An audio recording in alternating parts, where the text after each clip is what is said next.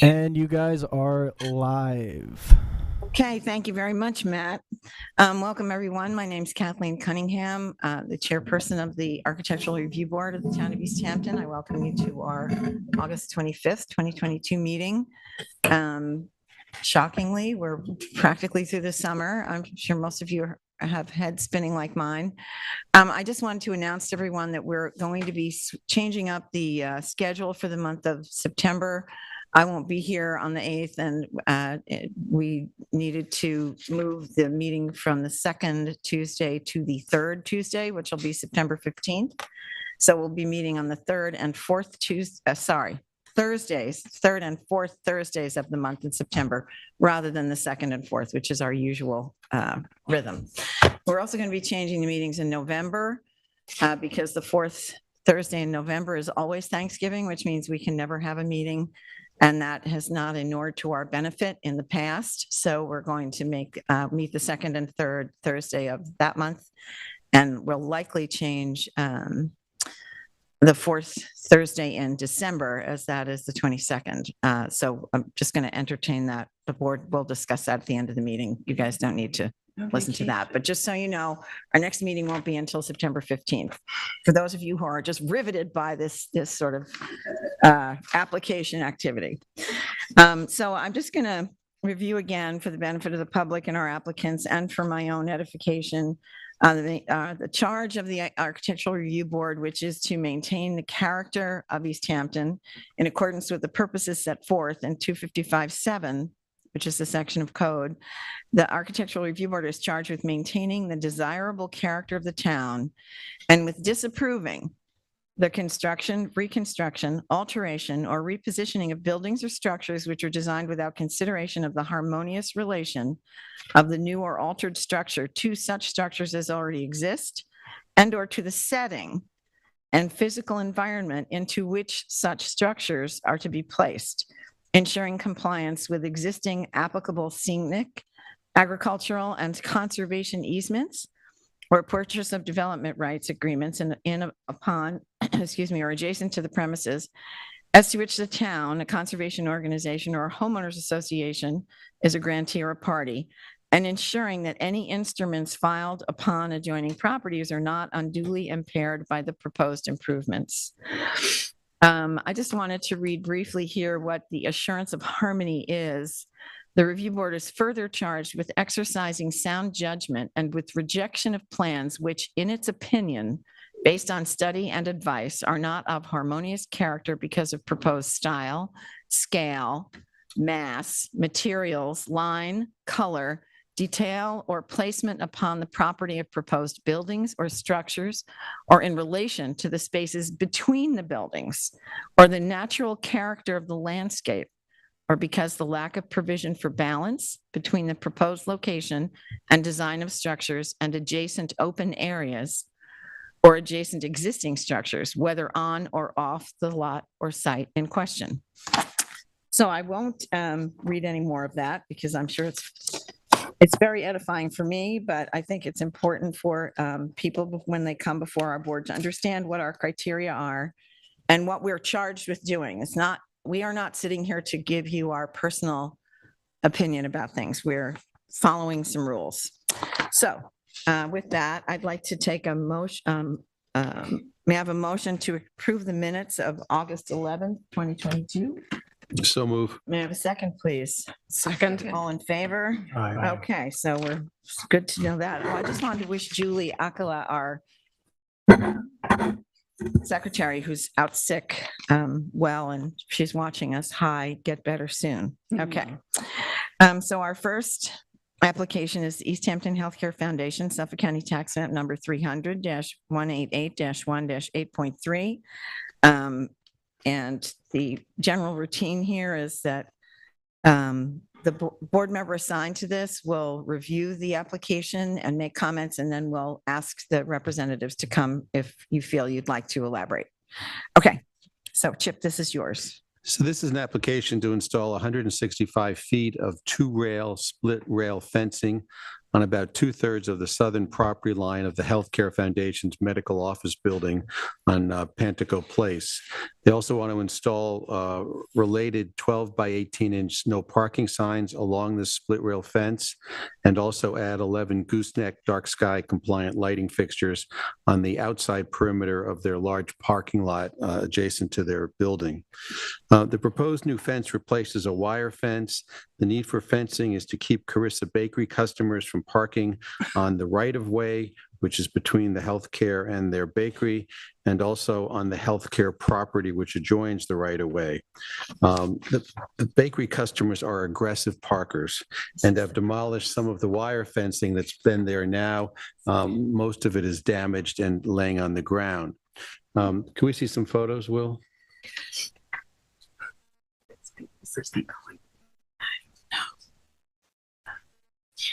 So this is behind the bakery, and this is the outside of the healthcare's property.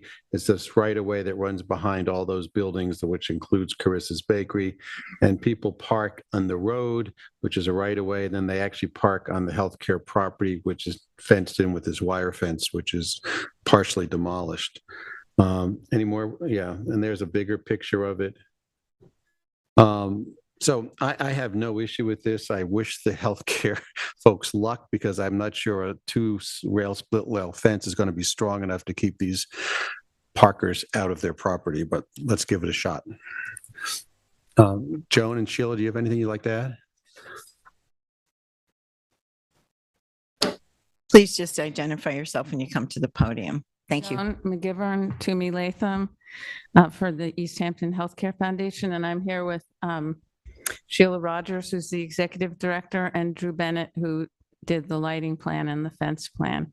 The only thing I'd like to add, just to give you some color, is that this all started out with code enforcement violations because cars were parking partly on the East Hampton Healthcare Foundation and partly on the right-of-way.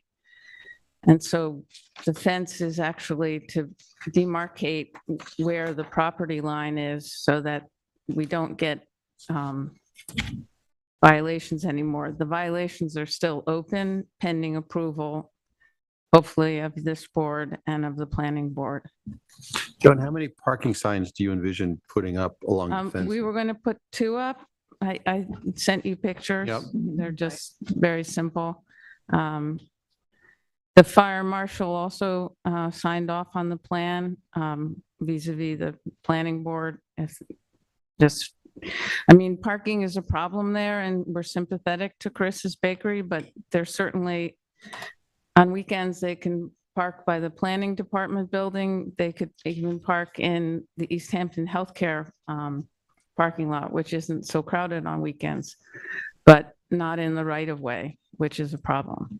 Yeah, 165 feet is a long stretch of fencing. Yeah. You may want to think about more than 2 no parking signs. Yeah. I mean, if you put one every 50 feet, that would be about Whatever 3. your recommendation is, we'll follow it. I don't know that we have a recommendation specifically, just that we'd like to know what, I mean, I think Chip raises a good point that 2 might not be enough, because Yeah. as people come through there, Oh, you have a they'll good have to be point. strategically Yeah. placed to be able to keep them out in the right of way. It's important to keep the right of way clear for a number of reasons. Yeah, I just had to provide the number of the signs and in what interval the signs would be spaced. I guess we could do it every 50 feet. And where would you put the lights? Are the lights going to be on each sign? No, or- it's in their parking lot. It's which is in a there Totally It's different to location. improve Oh. the safety, particularly during the winter for customers, clients, and staff.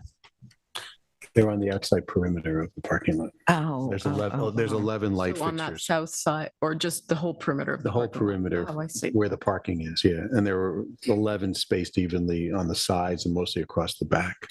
To what height? About? That's important to know. 10 feet tall, yeah. Do you want Drew to speak to it? It's going to be a lot of lights. I have a Yeah, survey. we have the fixture. Oh, it doesn't have the height. It's a big space, yeah. So 11 lights. Okay. For the record, as part of the site plan application, the planning department, or did review these. Forming the I didn't hear the end of what you said, and the planning board said what? I conform with the code. Okay, And how big are the parking signs? mhm. 12 by 18. They're going to be 12 by 18. We could Okay. get them bigger.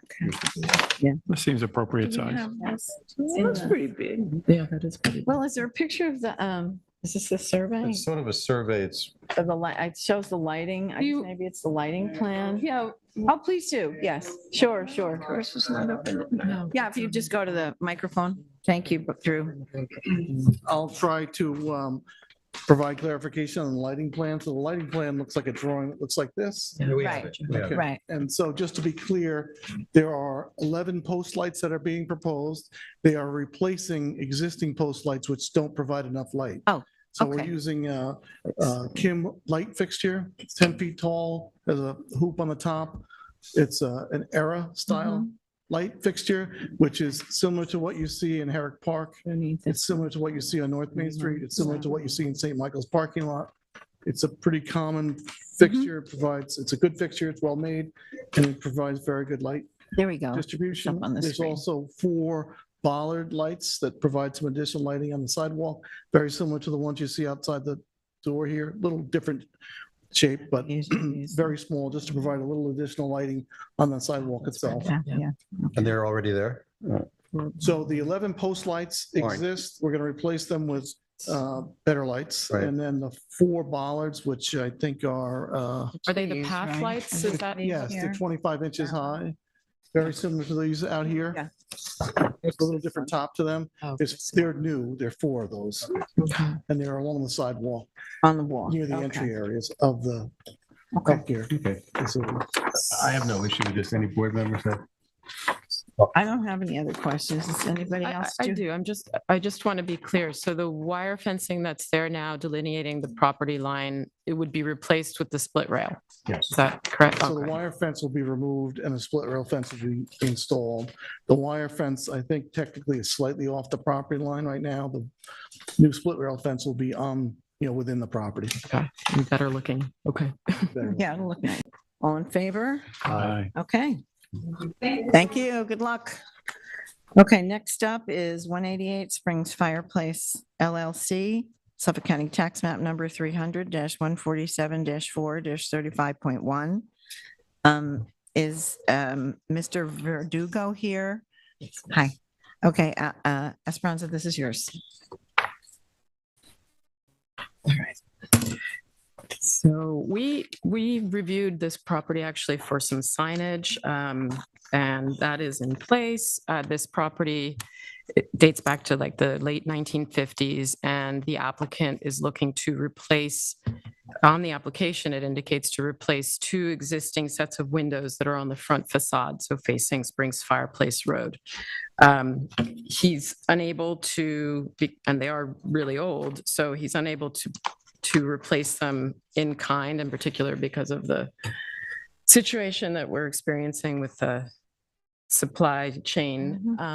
So the proposed replacement windows are double hung,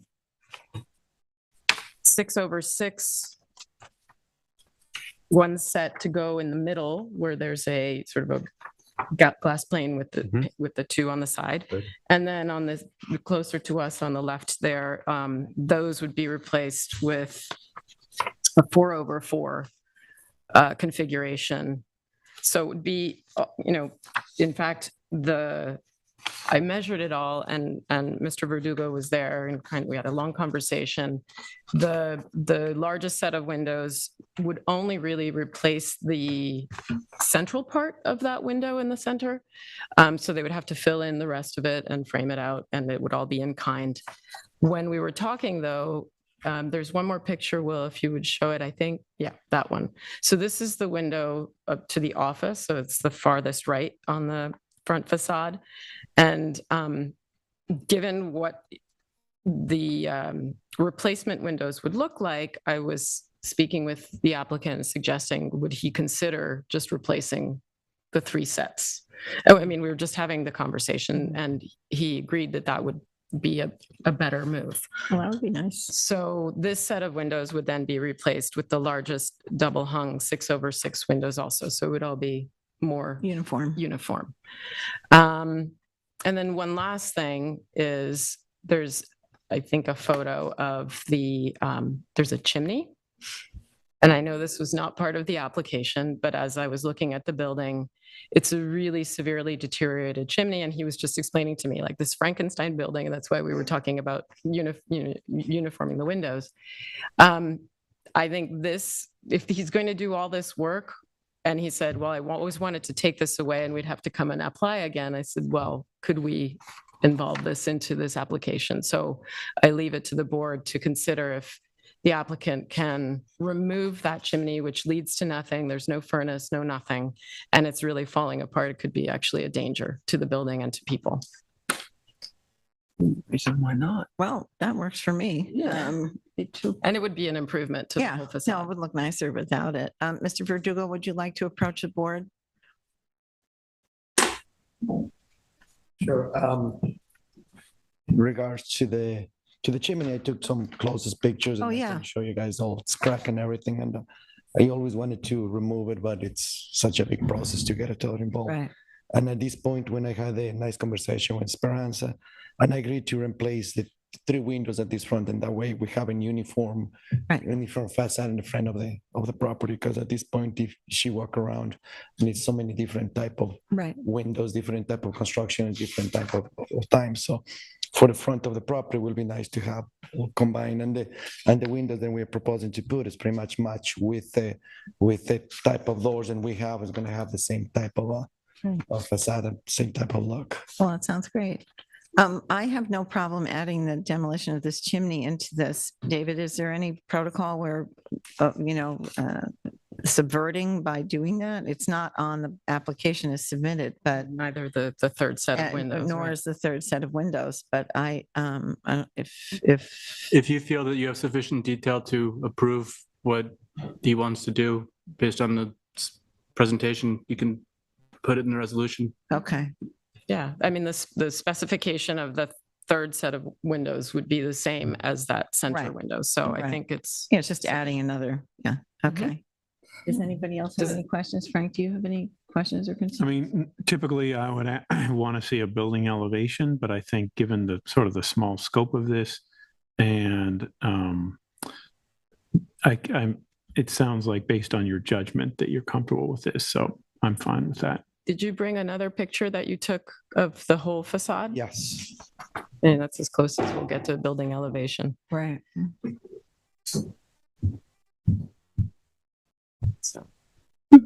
So it's this set of windows, this set of windows.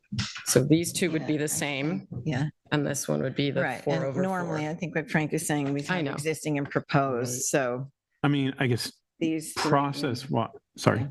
As a process wise, it puts a little more risk on you that there's perhaps like a greater chance that What gets this, built what isn't- is yeah. for an inspection, once it's completed, we may not like it, but it sounds like we're not going to have an issue with it. Whereas typically if we approve something and it's built as approved, These we are the approved it. windows. So, Right. so taking a little bit of risk on your part, but it sounds like it's Frank, Okay. yeah, I'm wondering. pretty straightforward. It's the chimney itself. It's really Yeah. it's a problem. You can kill somebody at this point. I mean, it works for me. I'm happy to consolidate the process if possible, as long as we're all on the same page about the end result being what we are anticipating. Right. Because if it's not, then we'll have to go back and redo it, so, No, it's gonna be removed and then it's gonna frame and it's gonna look the same with the shingle facade Okay. and everything's gonna look okay, just as is. right. Painted the same color and everything. Okay, Okay. Okay, works for me. okay. So I'd like to make a motion yes, I make a motion to approve the application as with the amended. as submitted with the modification of the replacement of a third set of windows on the right side of the front facade and the demolition of a chimney on the front facade Right. Replacement of the third set of windows with the same style of windows as proposed. as proposed. Right, Yes. okay. Thank you. May I yes. have a second, please? Second. All in favor? Aye. Any opposed? Okay, you're good to Thank you. go. We'll keep Thank this. you. Yeah, Thank you. good luck. Okay, Next up is business sign, People's United Bank, Suffolk County Tax Map number 300-49-4-25.3. Mr. Valier, am I pronouncing your name correctly? Would you like to approach? Sure. Diane, this is yours. Yes. And we'll do both of these in succession, but Okay. do one at a time. Good evening. Well, Mr. Oscar Valle, you have a very good listener. So we would like to commend you for taking everything that we said at the last session into consideration. And particularly the signs on the road that are double faced have been considerably minimized. So instead of being, the first one is the one in Montauk, instead of being 28 inches in height, it is now only 18 inches in height, which creates a double-sided sign that is totally 17 square feet. And the other exterior signs, including the informational one about the lobby hours and the drive-up hour, have all been considerably minimized so that they are now 3.75 square feet each, and the lobby sign is less than 2 square feet. So totally, you have only 26.5 square feet and everything, and there is no lighting involved, as we discussed last week. So I see, I thank you for your cooperation. And does anybody have any questions? I'm going to just steal this for a minute. I don't, as long as the math is right, I think we're good. Yeah, well, they've given very exacting specifications on the signs and the. Total square footage. Just checking it. Okay, that's good.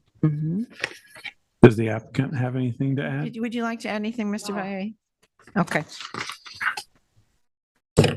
Okay, so that's the signage in the middle of Okay, that's good. Montauk.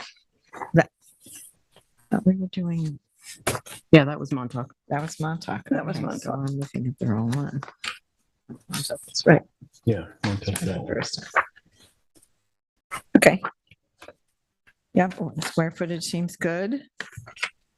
And, all right, so did you want to make a motion on this? Yeah, sure. I would like to make a motion that that this application is now totally acceptable as presented. May I have a second, please? Second. All in favor? Aye. Aye. Any opposed? Okay, so Montauk has a sign. Now let's go on to the second sign submission, People's United Bank, Suffolk County Tax Map number 300-189-1-2, which is in East Hampton. And Diane, this is also yours. Yes, and this is the branch of what was People's United Bank at the corner of Spring Close Highway and Montauk Highway. And once again, thank you for making our task so much easier, that they have complied with everything that we suggested and minimized and reduced all the square footage of the signs. Okay. So that the double-sided road sign is 15 square feet totally now. The sign on the building above the windows, yes, is now 8.4 square feet. It's been reduced, I think from. No, it's okay. You don't have to. By a few feet in its length. And the thing that was the most, the lobby hour sign has been considered.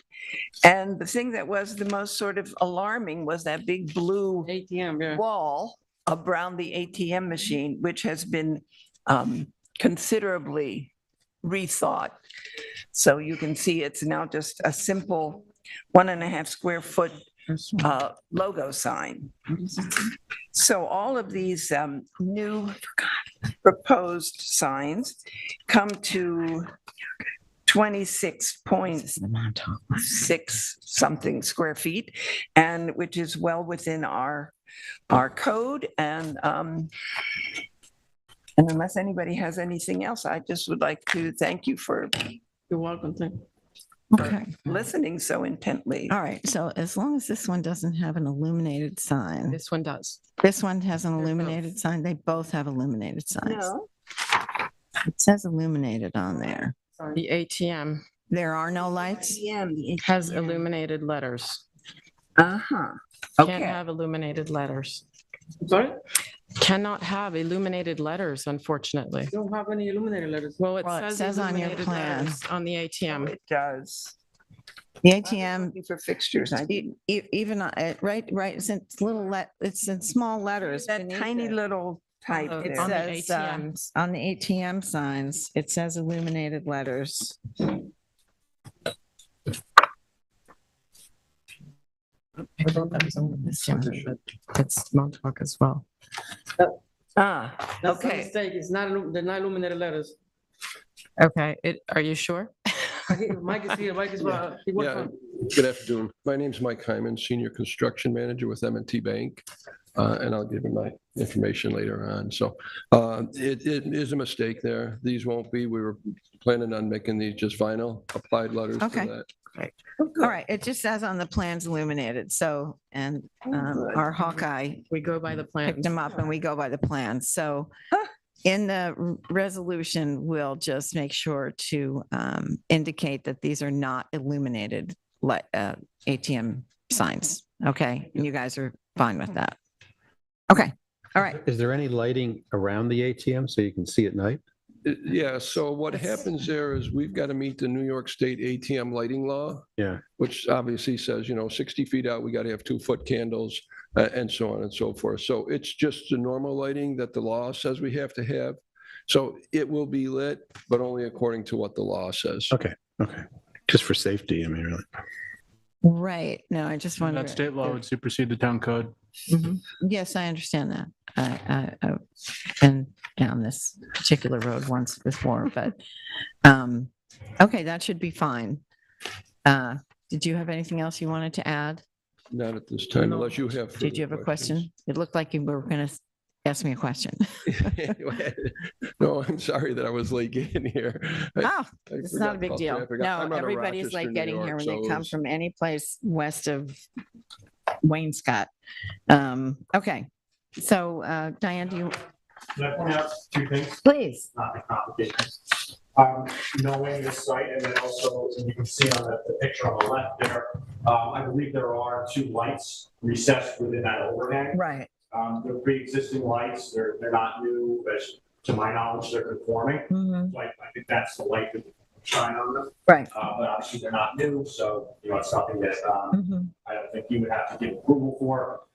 Additionally, rather than having a condition that, corrects the notation that they're illuminated, your next meeting is September 15th. I would assume you can amend those plans to remove that notation in the interim. Okay. That would make your resolution cleaner. Okay. because Then you can reference. That's a great suggestion. If you could just resubmit those plans to us with removing the illuminated lights on it.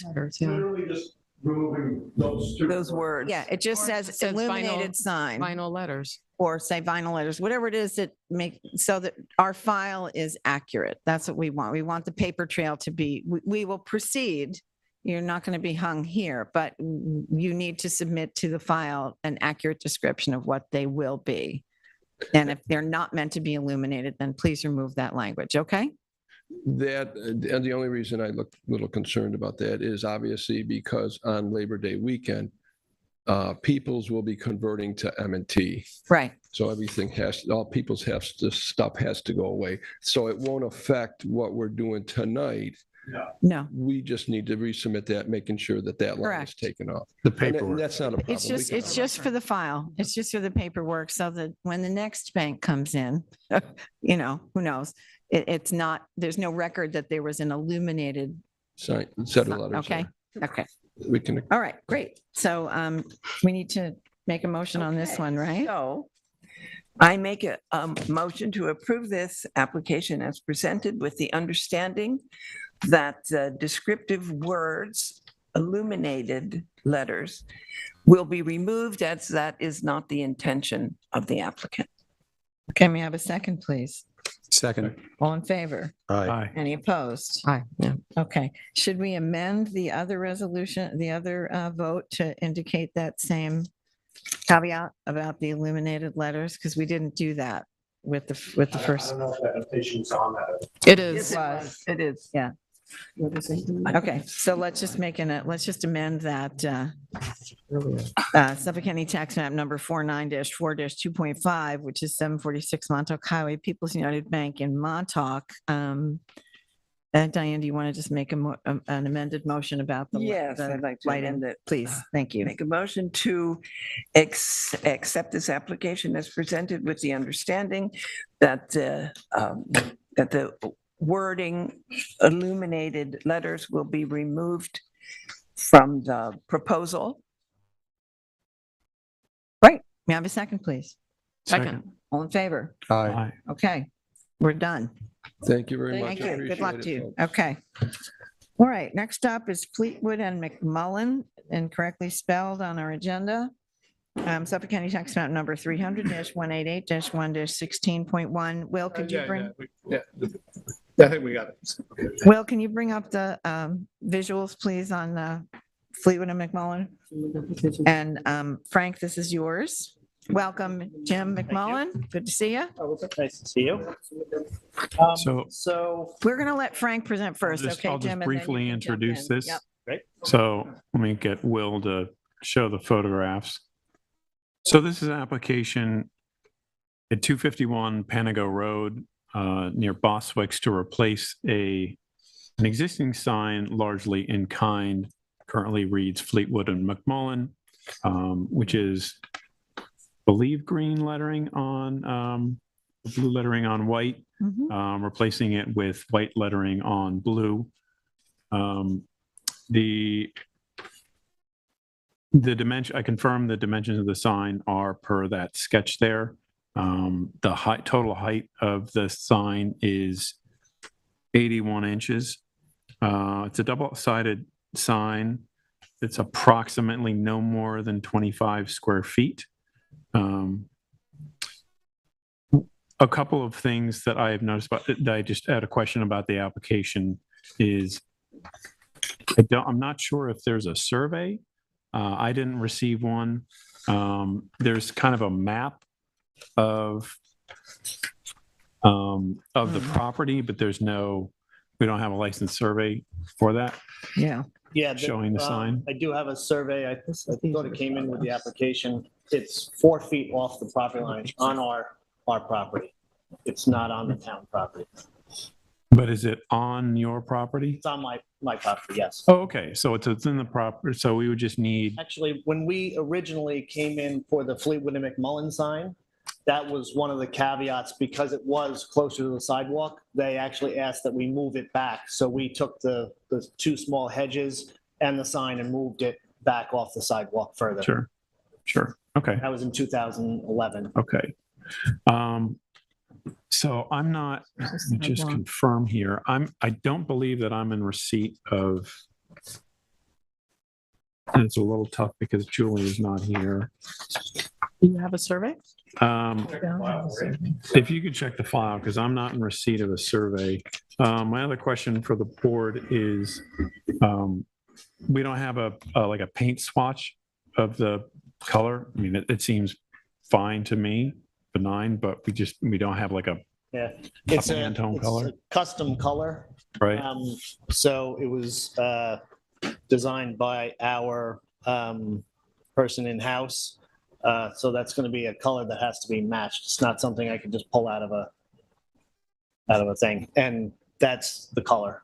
It's actually better on computer than it is when I print it. Right. It actually comes out darker. Okay. Right. but it's actually that color. I don't know if we're required to have it. I mean, I'm comfortable approving it, the color. I don't know.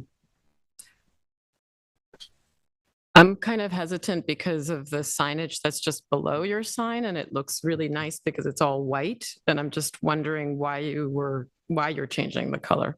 Well, when we changed the name, we kind of updated our whole You social rebranded? media and everything. And that kind of is our new kind of logo color. with the whole company. Will the other sign below it come back? Yes, Oh, yes. She's still in the building right behind.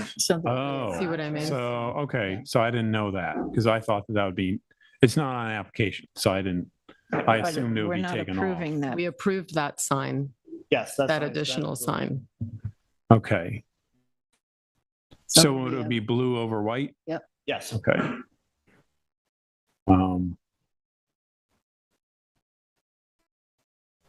This is, We've approved the smaller sign, correct? We've approved I it. assume so. I don't know. assume I we don't was- know. Because it's not there. Yes, we did. It- And I, I would think that the context made a difference. We knew it was being Right. placed there. So That it matched the white. Yeah. and she purposely, I think, I remember Right. said that. Mhm. So now it won't.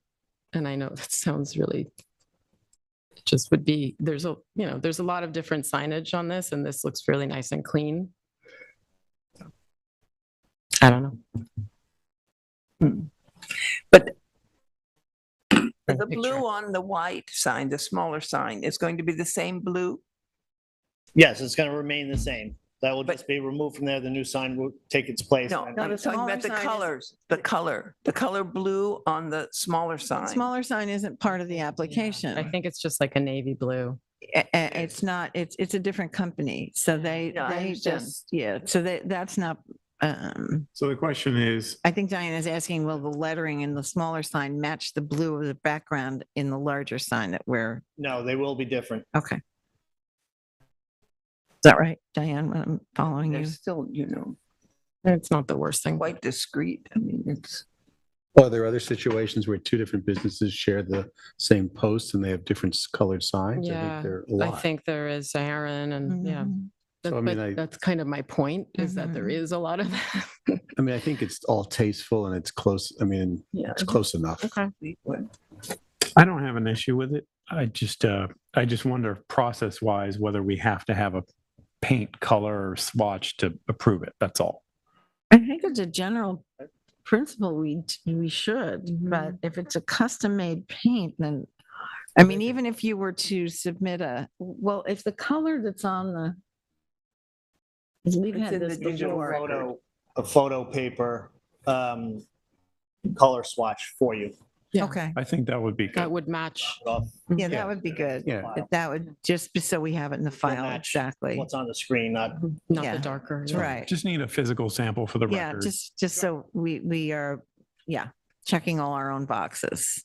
understood. So, and sorry, so because this is previously approved and we're replacing it kind of in kind, basically within the post, we do not need a survey, correct? I don't know that. Is that true, David? I mean, don't we? Sorry, I didn't hear. He said because this sign in its position now was previously approved, we don't need a survey now depicting where the sign is. One assumes there's a survey somewhere in the file from when this was Right. approved that depicts this sign on that lot. Because generally, that's one of the things we look for here is make sure it's not in the right of way. So, but we don't have a survey as part of this application, a current survey. So Frank's questioning whether we need that. So I think there's two issues. That the survey is just a, technical requirement that is an administrative requirement that the board requires. Obviously, if there's a prior approval, one would assume that the sign is on the applicant's property. And that I think that the fact that they're only replacing the inset of the sign, the board would be on solid footing, just getting the survey from the applicant to add to the file later on. Okay, But we would need Include that. that with the paint Paint swatch. chip, yeah. that'd be great, because that way we check all our boxes, because the survey is one of the submissions, it's part of the submission requirements, and we just need to make sure that the Not a sign problem. is. I thought one was added with the application. Yeah, no, there's a little map of the. It might be in the department. I don't it's- have it. It's there's not on the this. record, so. But that's not a survey, so, Not at all. yeah. Okay, so do you want to make a motion with the, these other? So Or we Oh, I don't think consider we this can make 'em- I incomplete think at it's this point, incomplete, and correct? then we'll 'Cause we don't have a just, survey, and we don't have a paint chip. No, I think you can. I think you submit can it. approve I it. mean, He's my, gonna submit the paint chip and we don't need the Something survey. for our files. It's not, yeah. I mean, yeah, We no, haven't I- approved the paint. oh, well, I guess we were working off of what we were seeing on the screen, but That's a question for digital. the board. Or can we approve this without getting a paint swatch? Yeah, What color would you say that it is? Depends on how well, specific can you you want to pull get. that slide up for us, Will, please? In blue. Yeah, you could as reference sort as of a indicated digital in the photo in representation the or file. something. Yeah. No, I think it's a good procedure point. I I don't want I to get necessarily it. hold I things get it. up, but yeah. It's a pretty clean color. I mean, it's gonna be easy to match it to the color sample. Right. I think but Frank is saying, that's okay. I'm probably leaning too far. Our process has been to require a survey, require paint chip. We've sent other people back for paint chips or, fabric samples or, a variety of things because we Right, can't so- picture it. So, We're fine with waiting till the next meeting. okay, well, I don't mean to just to encumber you because I think you've gotten positive feedback on this and you could probably proceed, but without these two items, I think that would Absolutely. smooth our road if you and make us be more consistent in our people are I think willing to approve this under these circumstances, but I think it would be better if you could just submit those other two things. Yeah, if you would. Fine. Okay. Does anybody else have anything else for the applicant? that's it. No, You good, Frank? I'm good. Okay. Thanks so much. Thank you. Okay. Good night. All right. Next up is the cookery. Suffolk County Tax Map number 300-162-1-12.1. What happened to this one? Oh, I beg your pardon. I forgive me. I have skipped over. It is not your turn. That is my, thank you, Chip. I just leapt. I'm sorry. You're next, but you're not at this moment. Pacheco Deli, excuse me. Is someone from the Pacheco Deli here? Oh, hi. Oh, Madeline. Hi. Haven't seen you in a while. Suffolk County Tax Map number 300-166-6-1. Frank, this is yours. And Maddie, you know how this goes, right?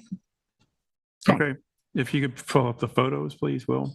So this is another application for replacing an existing sign in kind.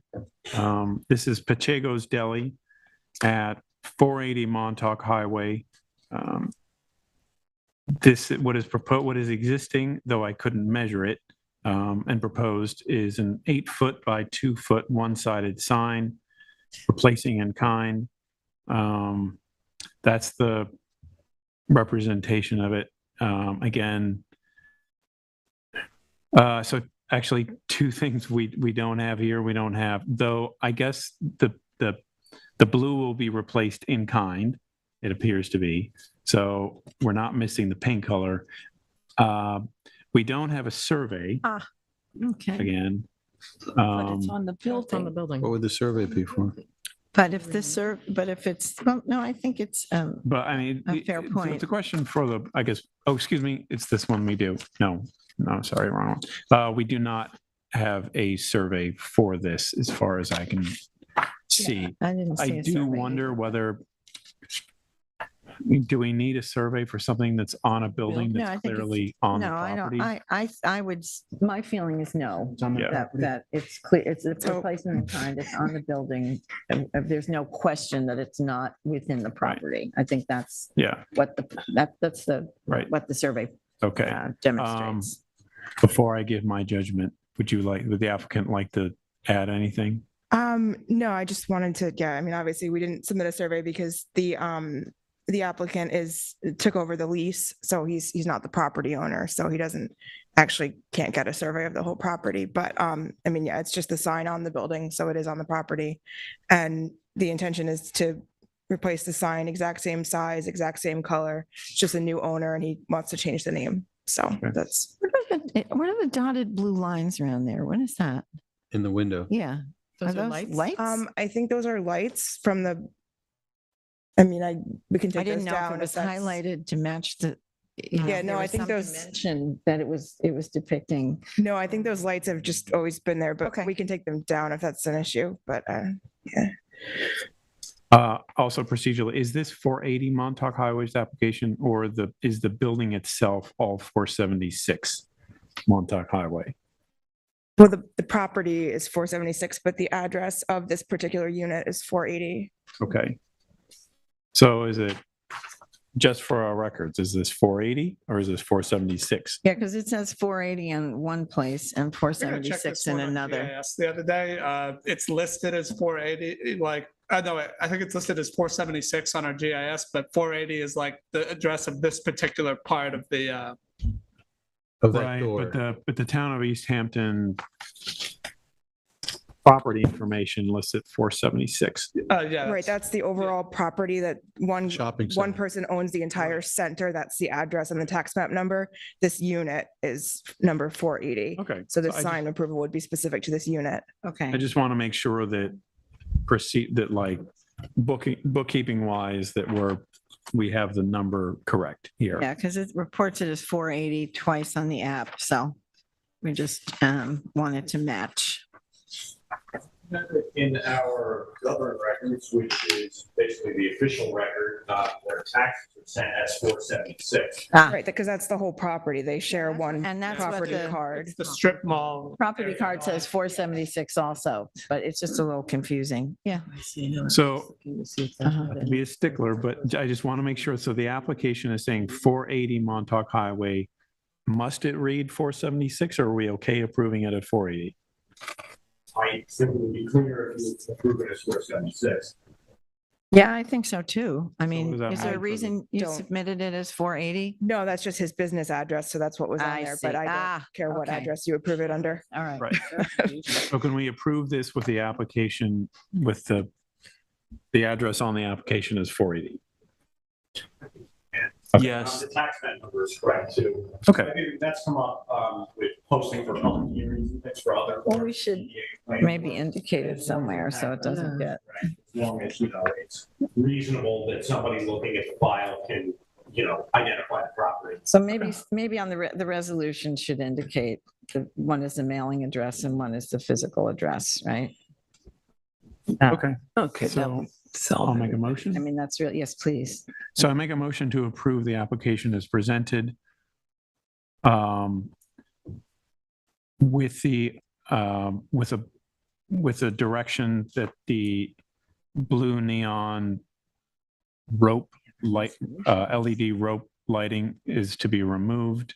And that, just to note for records, that the address of this is 480 Montauk Highway, of which the building on which the sign is 476 Montauk Highway. Okay, who wants to make a second? Second. All in favor? Aye. Nicely done, Frank. Any opposed? Okay. All right, off we go. Thank you, Madeline. Have a nice rest of summer. Okay, now the cookery. Finally, I'm sorry. Suffolk County Tax Map number 300-162-1-12.1. Will, can you bring the survey up for us, please? Cynthia Sestito for the cookery. Kind of a benign. Yes, you're famous. Caught a glimpse of an article. Yeah. Oh, dear. Okay. That's fine. Welcome. How are you? I'm well, thank you. Good. So, Tired, but well. I'm sure. Retired. So we're plugging away here. The last you were in, we were waiting for you to get site plan, but we're just looking over the location of the sign. Right. And you resubmitted the survey and the sign has been, the proposed sign is relocated properly within the property boundary. Right. So given that that's really the only matter before us at this point, and did you change the sign design? You didn't, did you? No, we Yeah. kept the same design because you Yeah, guys. okay. have been- So I don't know if See- all of you remember the sign from last time. It was black with gold lettering. It was very nice looking, very elegant. But Oh, it's there's that nothing to see there. Yeah, yeah. But you also have a picture of it. Oh, yeah. Yes, I'm trying to, can you scroll Yeah. through, Will, and just see if, there we go. Oh, so it would be perpendicular to the building? Well, we had to That's where it because we has. had to be careful of the property line. Of course, So no, I right, it sort understand. of changed the I just didn't actual. understand where it was, how it was Yeah. configured. So this is very helpful to Yeah, see no, that. it's great to see. Thank you for that drawing to illustrate that it'll be up against the building. Yeah, You know, that's nice. there's a tiny bit of space, but anyway, that's What kind of business is it? food. It's takeout gourmet food or cafe or? I can barely hear you. What kind of business is it? It's a bakery. It's a bakery. Okay. Uh-huh. Okay, fine. Yes, Okay, Very good. sweet and savory. sweet and savory. That's the best stuff. Thank you. I like to bake, but I like to eat other bakers' food.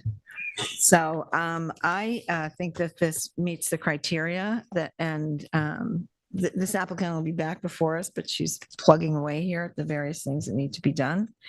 And I'd like to make a motion to approve the positioning of the sign on the property and up against the building with that design as submitted. Okay. May I have a second, please? Second.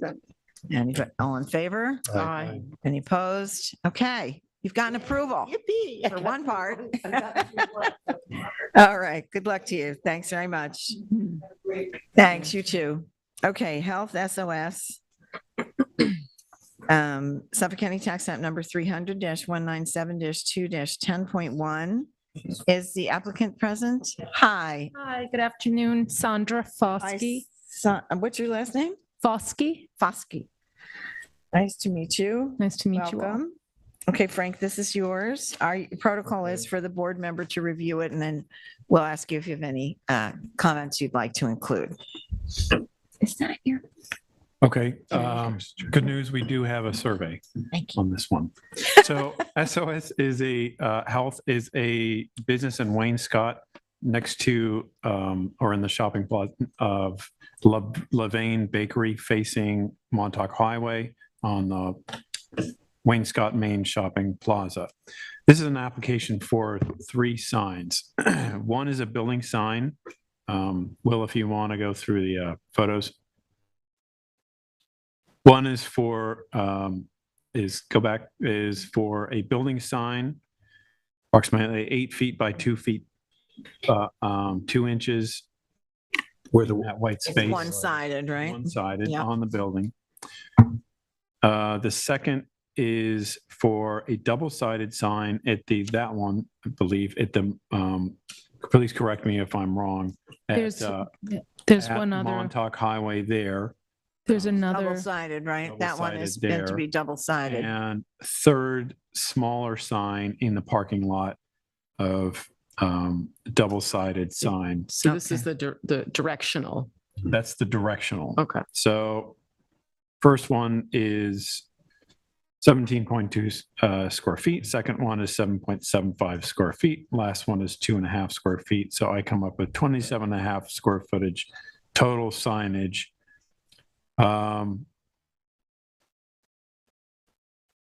We have a rendering for, Will, if you want to bring it for this, for the main sign.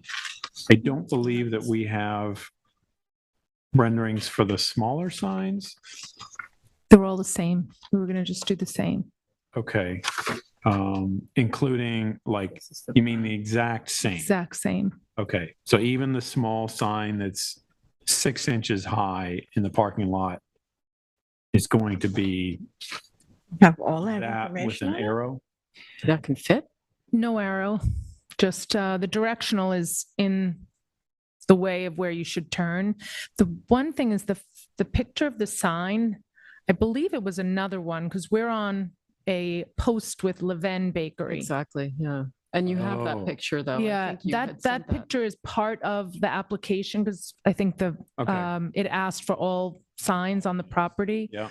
But the rung where we're supposed to go, I think we share with Levain Bakery. That other one is very full.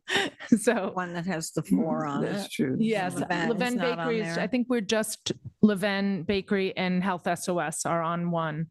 Mhm. And I believe it was included. It should, I have- still it have the has, dimensions of that because that's a little bit of a. it's already in existence. Right, 46.5 by 12. here. I have this, is that the one? Is this the one you're referring No, to, the no. directional sign?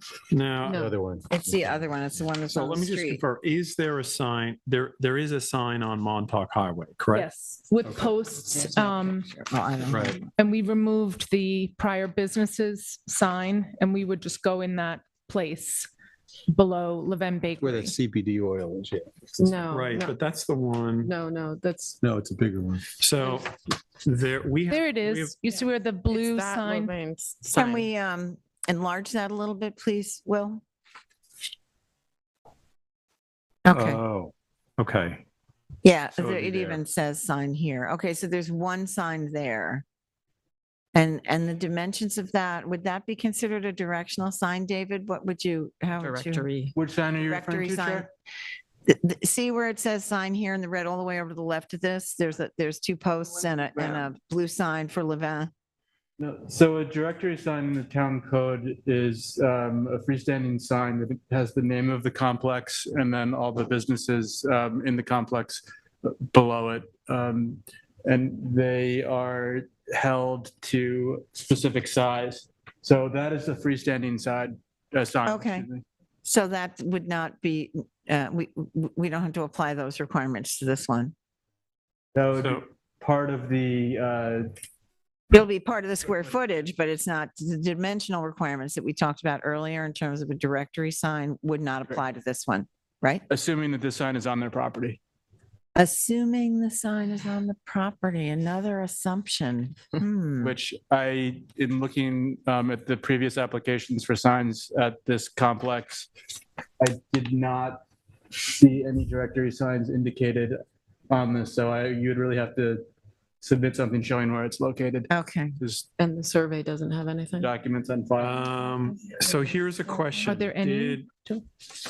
This document, did you add did you notate on this document where the signs go, or did the surveyor mark this? The survey was already done, right? Because there's many businesses long-standing inside there. Right, but who made the annotations in red? Oh, we did. You did? Yes. Okay, I had assumed that this was from the surveyor.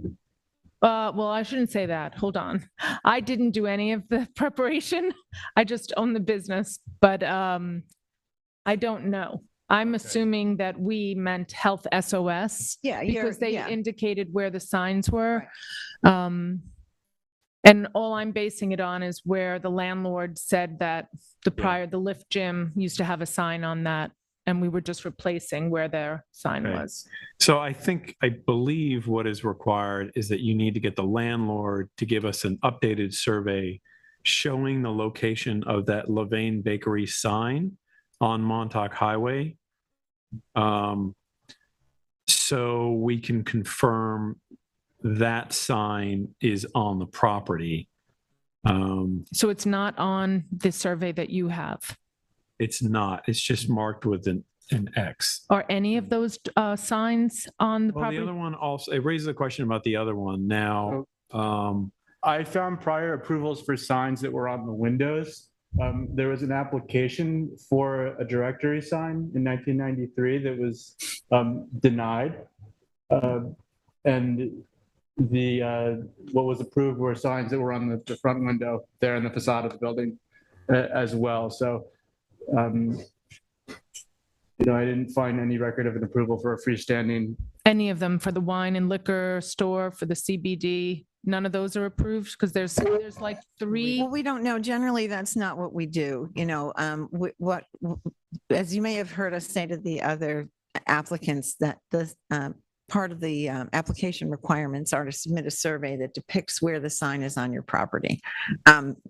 Miss Sinisi, or whatever her name was, from the cookery, had to come back and show us that her sign was, it's not there now, but it depicts it on the property once they get to that point.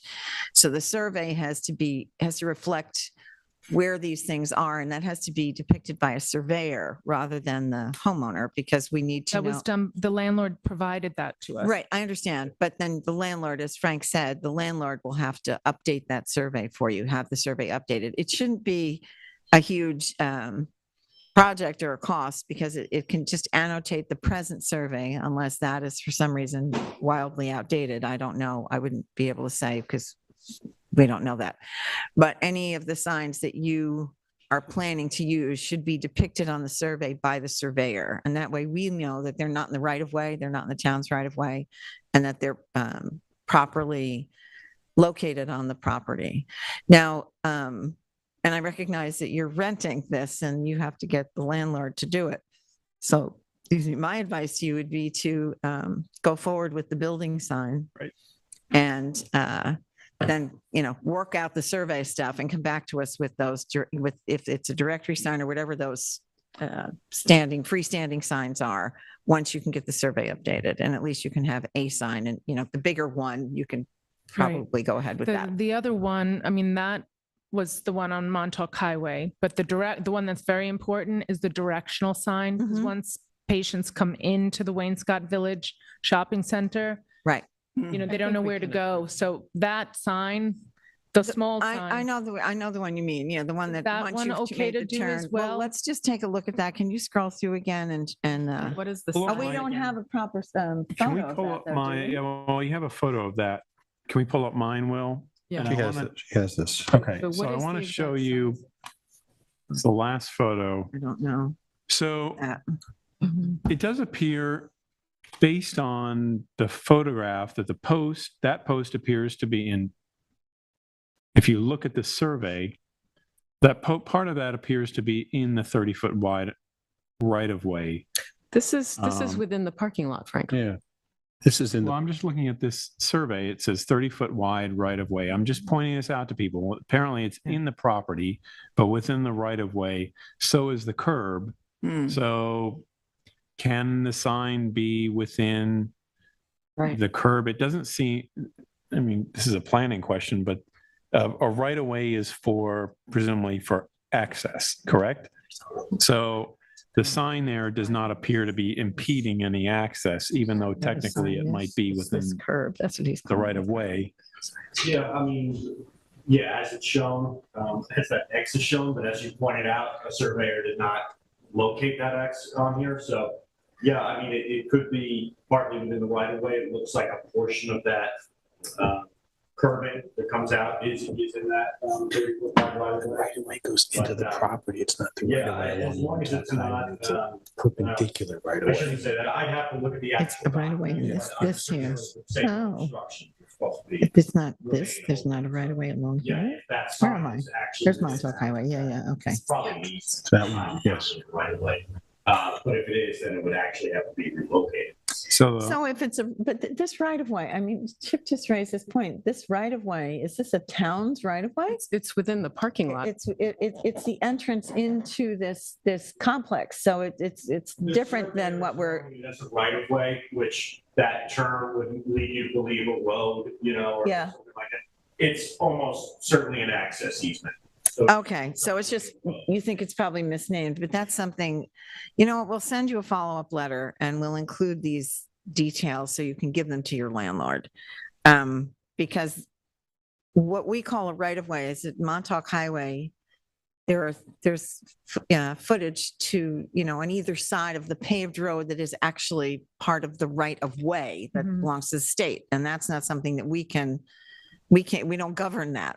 So when we ask for these signs to be depicted on the survey, it's for that purpose, to make sure that a licensed professional has determined that there's nothing along property that belongs to the public in some way. And this survey has indicated what I would consider the driveway as a right of way. And that's not the term we use for that. So that's confusing us a little bit. Chip just sort of made that And I realize observation. You were this is saying that difficult too. for you Sorry, I because didn't this is not understand your it. Yeah, I'm property. sorry. Right. Right? And, You're just asking for approval of a Ah, so sign. it's not a surveyor. Where this Okay. is something I feel we should be explaining Oh, to the all right. landlord, This is- not this- the tenant. even And there are though you many should other know that. businesses that are plan. there a This isn't even long a time survey. that have been on those, but I This is guess. Maresca Consulting Engineer. Is a Okay. temporary sign allowed just to help? Because we've been operational already, and it's just people are having trouble finding us. No, I understand that. And I they need don't to have cell consult. service Yeah. when they call, and they're getting frustrated. That's the best cell Sure. service in Wainscott there. How can that be? So I would say that if the board wanted to treat this as a directory sign, the code says that each business is able to have a sign in the directory that is, I'm sorry, not to exceed 6 inches tall by 36 inches wide. Yeah, but we're talking about this one now? Yeah. This is a directional. Directory and director, I think Right. we're using the same term, Well, directory or but they're not the directional. same Well, term. that's correct. They're The not. sign is 6 inches tall by 30 inches wide. So it doesn't meet that requirement. The issue is Meet that. Oh, my it's eyes not are depicted on the survey. It might be in the right of way, but there are all these other businesses. So Let me finish. Let him this finish. is like this. I feel like we're telling a tenant an issue that's a landlord. Yeah, no, issue. that's exactly Absolutely. right. That's Agreed. exactly right. Yeah. So is there some way we can, I mean, David, what is, would we be out of line to approve this sign to go on these posts? First of all, the first problem we have is that this is not a survey. It's a sanitary site plan. It was developed by an engineer. So that doesn't even meet the criteria as a survey specifically. The second problem is this, we're getting hung up on the terminology of right of way. It's a driveway. I think that it's probably okay where access it is. easement. What? It's like a right of way, but it's an access. It's an access easement. So an access is, it's an, so are we within our purview to be commenting on that in that way? Is it your sense that this sign, even as it exists, is legal? I don't know the dimensions of the other signs that are in the. Right, but I mean the posts, where it is. I'm talking about its like physical location, not the size of the signage, the individual signs, because it's my sense if we can approve a sign, I would be inclined to say, build your little 8-inch or whatever it is, 6 by 30-inch sign, put it on there, as long as that thing, that structure is legal, then we are doing something legally, even if we're doing it Yes, in kind of a contorted way. So, and then you can talk to the landlord, we'll get you the follow-up letter and give you the list and say, A, this is a sanitary site plan, it's not a survey. B, you've got to get a surveyor to come in. You've got to provide a survey that notes where these signs are. And then we can deal with the one along Montauk Highway at a later date, because that is too visual. No, Or it's just, we can't approve it unless we know where it is on the It may not be survey. on the property. Oh, it's not, it's, you don't have it on the plan is what you're saying. It's not on the survey. Okay. I And this see. is There not is, actually the a thing survey. that was submitted to us, I understand where you are in your mind right now, I think. There are many terms for all these things. A survey is something that a surveyor comes with, various equipment and plots where these buildings and signs and other accessories are on the land. Then they stamp that and give it to the landowner, who's your landlord. What was submitted with your application is not a survey. It's a drawing, and it does have, an engineer prepared that, not the same as a survey. And it's actually your sanitary site plan, which shows where the wastewater is, which is all fine, but that's not our purview. We don't do that. That's for the planning board. So that document doesn't really work for our process, which is why you need to ask the landlord for the survey. It does depict, this little bump out here, this curve, it shows the right of way, blah, blah, blah. So we're off on that. But we'll send you a letter to say, please ask your landlord to provide a survey depicting, all these other details. If our council is good, it feels that we would be acting responsibly to approve the smaller directional sign that you want to put on these posts, which is within the property and within what we think is an access easement. I would be willing to go with that if you're comfortable with that, Frank. And then you can go ahead and put we can approve the sign on the building. And then once you get the survey updated, and we can see whether the sign along Montauk Highway is actually on your property or not. I say yours, I mean the landlord's. Then we can deal with that separately. But for now, I think we can approve 2 of your signs and then Very good. Right? Thank you. Does that make sense? Yes, I will only make one observation. If this is a directional sign, it can only be a white background with black lettering. I think we should get away from using the phrase directional sign because it, Is even though it that has the only? arrow. Well, is that not what it is? It's not a directory sign. Wasn't it? I need to know the Not the difference way I between understand it. directory and directional. Well, this is a very confusing parking lot. You drive in, It it is. splits. It You is. have to go to the right by And you're- Abov's yeah, Paint. yeah. And this sign, I think, is on the other side. It actually looks like it's two different, this shopping center isn't one shopping center. It's two separate Yes, shopping it's two centers wings. owned by two yeah. different people. So the thing is sort of a kooky setup to start with. It's actually owned by one person. Well, not on that, not on the sanitary thing. It Yeah, cuts it that's, off. yeah, I don't know why that is. Okay, well, we won't. That doesn't even- matter. Yeah, let's not. But depict David, them. no, I'm just asking because I'm looking at the code. A directory sign would be the complex sign. This is within the parking lot and is more of a directional, like which way to go. Yeah, I'm trying to find the definition of it, as defined in Article 1. Directional sign. The one you, Yeah, the one you just sent I us. think no? the key part here is the first few words, an off-premises sign displaying the direction and or distance to a business. or Okay. project. All right. Where does it say In that? other words, this is a sign that would be down, 5 miles down the road, that way to Ah, okay. whatever. Where is Can that? you give her the code, the section of the code? And Mooney's trying to. 120 definitions. Okay. So it's a directional sign. it's on the premises. Yeah, it's on the premises, so it's not. Okay. Even though. So what is it? Is Yeah, it- so what is it? But it's not What are we calling it? so mind bending. Informational sign is a sign displaying the location of or the direction to features on the business lot on which That's the it. sign is located or marking on site, I would call this an. Informational. All right. Yeah, so that's great. Great. And I love that it's Yes. not the word direct. So Thank you. directory or informational. So the informational sign, what are the dimensional requirements Yeah. or Not limits? exceed 2 square feet. Say again? The maximum size is 2 square feet. Okay. No, I'm sorry. That's for professional or announcement signs. Mm. The directory sign is not defined except being excluded in the definition of informational sign. Fabulous. Yeah. No sign containing a directory of on-site businesses, nor any other business sign. Sign shall be located considered on lots informational. being legally used for business commercial. Informational signs. Okay. Sign should be subject to Okay. site plan or architecture. We should perform. What is an informational sign? Yeah, It's an all right. informational Okay. sign. So it leaves So it that open works. to us to. Yeah, Okay. yeah. Okay, so informational sign. Put on the size, but the size, there's no size. No limit there. size. All right, so then if you just make it Uniform. compatible with those, good Lord, honestly. Thank you so much. Well, so we're not done. So I need to make a motion for approval, correct? Yes, please, but it's going to be one of those weird Okay, ones. so like I you think just I did. have it here. So I make a motion to approve the following. The building sign, and actually, there's one more thing. Esperanza brought up, can the informational sign have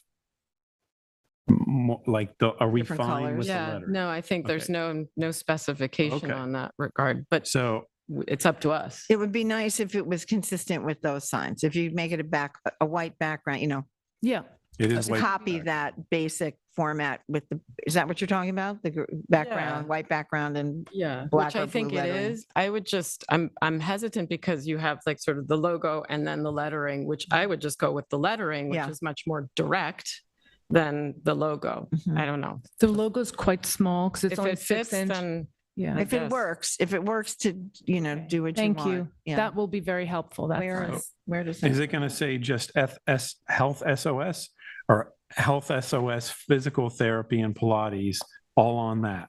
All on that. exactly. Health that's why I SOS will brought it be up. small. Lot It's a lot. of, I don't think Oh, anyone yeah. can read No one will be something able to that read it. small. No. That's why I say physical therapy and. Yeah, Esperanza's right. I think it'd be in your best interest to just put health SOS because people know what that is. Or right? just physical therapy and. Yeah. Or physical therapy and Pilates. It's up to you. You can put it on, but I'm just saying, if you see the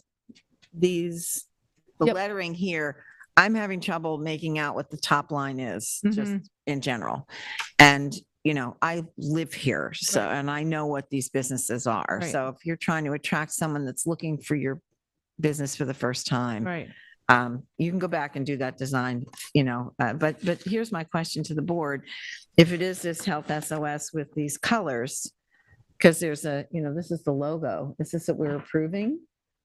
For the building sign, For the building sign, building but what about for this? I think it's going to be. I thought it had to very be busy. white ground. These are all colored to the businesses. Right. Right, like but you would blue. have a white ground and then the color to say Health SOS. So Yeah. you'd have white ground and then you do health in this dark and then SOS in that orange. Right. And then the physical therapy and Pilates is the same color as is in health. Yeah. No one's going to be able to read that on a directory. Right. Well, that's her choice. If she The wants thing to is go that there, they, yeah. on like the business card, when they get that from a doctor's office, they recognize the logo too. It's just easy sorry, don't know your name. It is people are getting confused when they come in and they're going over towards No, we Barry's get it. boot We camp. get it. We're just trying to help you. If we see that it's too small, You'll if it's okay replace with it. you, and eliminating Yeah, that and just putting let that physical be their therapy. choice, I guess. It's going to be very busy. I mean, part of what our purview is to say whether we think the design for the sign is harmonious Mhm. with, and this is not harmonious with that informational sign collection there. So what I was thinking is, and I don't know if the rest of the board felt like this, is it would be a white ground and then you'd put these things in regular writing without a variety of color. So that is, Right. So you're saying just put Health SOS as opposed to the logo? I would, that or would be my physical suggestion, therapy but it's and not, but if Pilates? she wants to put the whole thing, then I'm just saying this block of color is going to be inconsistent with what we have, what's presently Very hanging. hard to Even read. if it is on a white background. Correct. Yeah.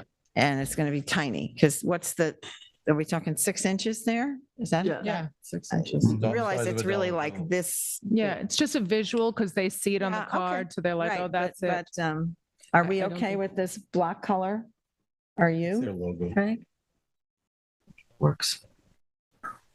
I mean, I don't know if it fits the criteria for harmonious. I do, but if you go to the next, to the next one, I mean, the other directory has No. a different Multiple. colors. All right. Yeah, that's a different kind of sign though. I don't know. I look at the other one as more informational.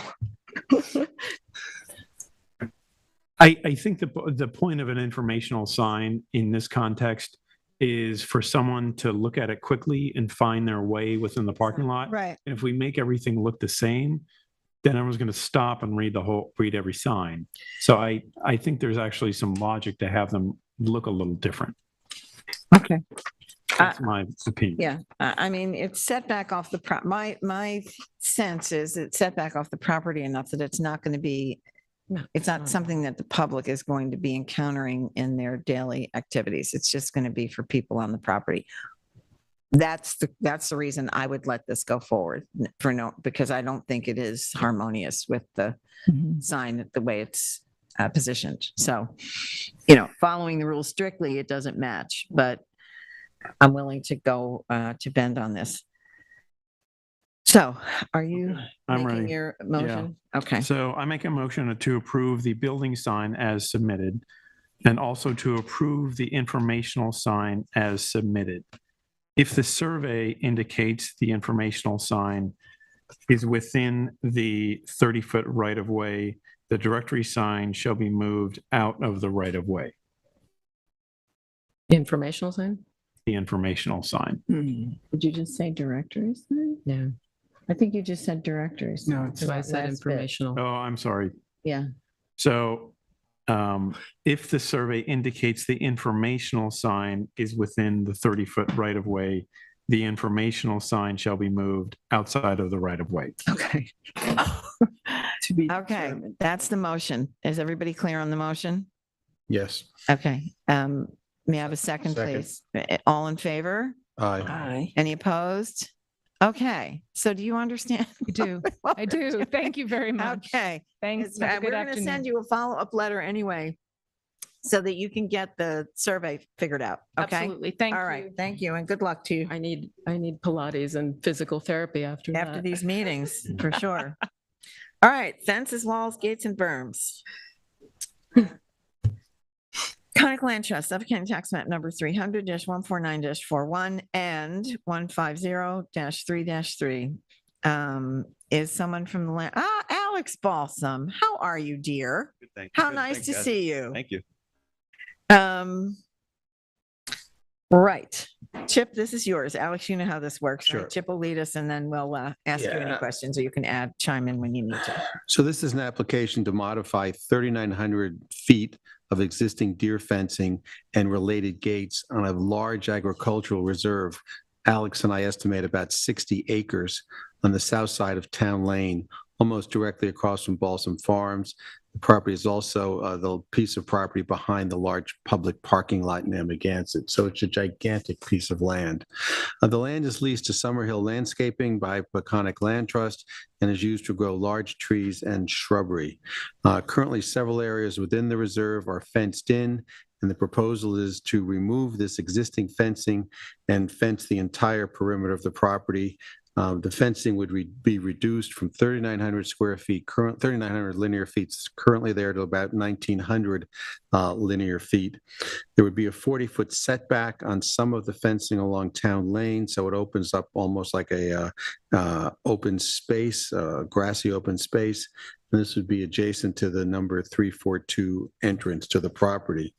The issue is the deer are eating the shrubbery and the trees, and they need to better enclose the entire portion of the land. The fencing that's already there is professionally installed. It's 8-foot agricultural mesh with a single wire above the mesh, so at 9 feet in total, with round wooden posts. There are currently 12 20-foot wide, 8-foot tall agricultural gates. 9 will be removed and 3 will be repositioned. Alex, do you want to chime in?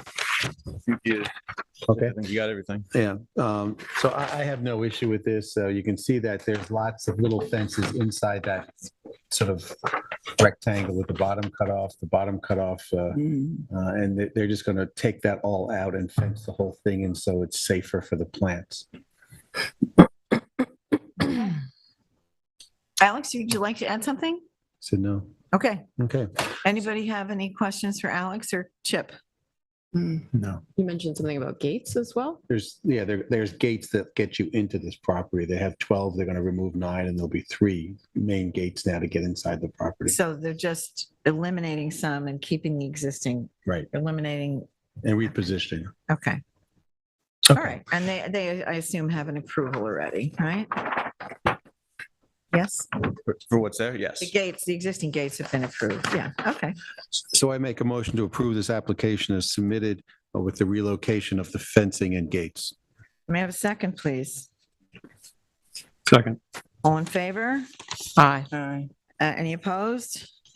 All right. There you go. Thank you. Presto changeo. Was that easy? Do we have a second? Bye, Alex. Good to see you. Enjoy the rest of the summer. Okay. Linda and Zev Wachtel, Suffolk County Tax Map number 300-24-2-35. Diane, this is yours. Yes. Are you Ms. Wachtel? Welcome. There. Make sure the fencing is installed. So Diane will lead us through this discussion, and then you're welcome to add some comments at the end, okay? Or if you have any questions. Okay, this is an application to approve existing fences on this very heavily wooded, about 0.4 of an acre property in Clearwater Beach. I would like to comment that the neighborhood is dotted with fences of all kinds. And I would like to commend you that from Lionhead Rock Road in your front, it's completely wooded and there's no sign of any fence. And all the fences in question, with the exception of one, are well behind the facade of the house. On the survey, I'm sure you all will eagle-eye catch that one of the fences is not on the property line. Right. But that fence does not belong to you. Is that correct? Correct. That fence was there when they purchased the house. So the fences in question are the fence in the rear behind the pool, which, and the fence on the right side. Yes, the fence on the right side, which is a stockade fence, which goes a little bit beyond, maybe a dozen feet beyond the facade of the house, but it's very heavily wooded there. Have you shown my picture The yet? stockade fence doesn't belong to us. That's also the neighbor's. Oh, the stockade? It's not our fence. Uh-huh. Okay, well, Can you advance through those Yeah. bit? let's see some more. Okay, So that stockade, it's not That's yours. That is stockade. not ours. It's That's not yours. Yeah, that would All make sense right. because the interior, it's facing, yeah. They did it right. See, the fencing behind the pool, it's, the grade goes you go way, back way one? down, Thank so you. it doesn't feel like it's 6 feet tall. Okay. 8 or 6? 6. So the one in the rear, this is 6 feet, That's 6 feet. including the wires? No, not including the wires, the fence itself. So with the wires, it is 8 feet. With the wires, it is 8 feet, but you don't have any, The way the Sense. grade is positioned. yeah, it's very, very it's, deep, the grade. Lands drops down. So from where it's level, which is probably 2 or 3 feet before that, from the higher point of the grade, it's 6 feet, but because of the way that the dirt has Yeah, the always grade, been, yeah. it's 8 feet in one part, but 6 feet in another part. So it, okay. You know, the I challenge think that the challenge we had was that we were required by the town, and we worked closely with Mark Abramson around revegetation. And I forget, it's like 4,000 feet of revegetation. And the minute it was put in, the deer were all over it, breaking through fencing. Not only did it cost us an enormous amount of money and effort to be in compliance with the town, but it's got to be in compliance a year later. And if the deer start eating all this landscaping. So what had happened, it would have been cleared and then you had to revegetate? Is that what happened? I don't need to know. What had actually. happened was there was never anything there.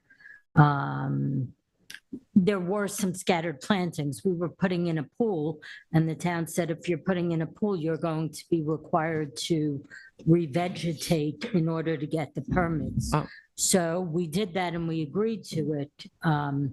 That was what started the motion of needing fencing and deer fencing and everything else, because there's just no way that we can successfully revegetate the back area.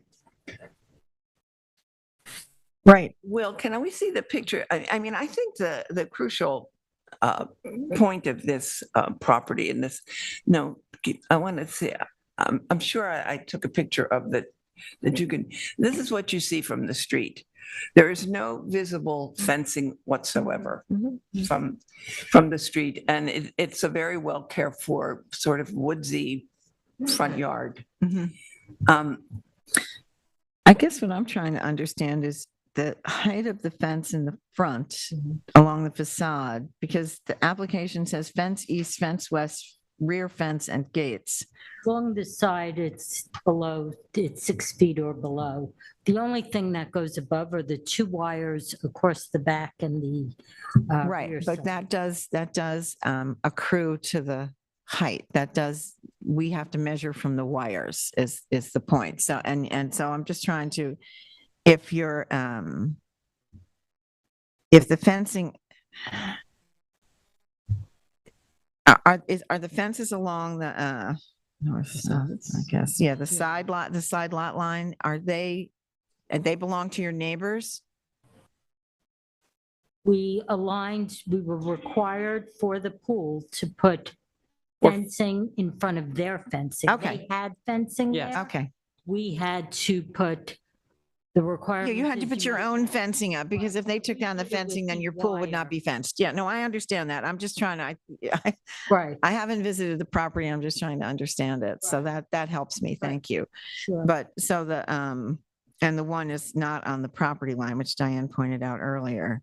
So there's fencing with, so all the whole rear, this whole part of the yard is fenced with wire.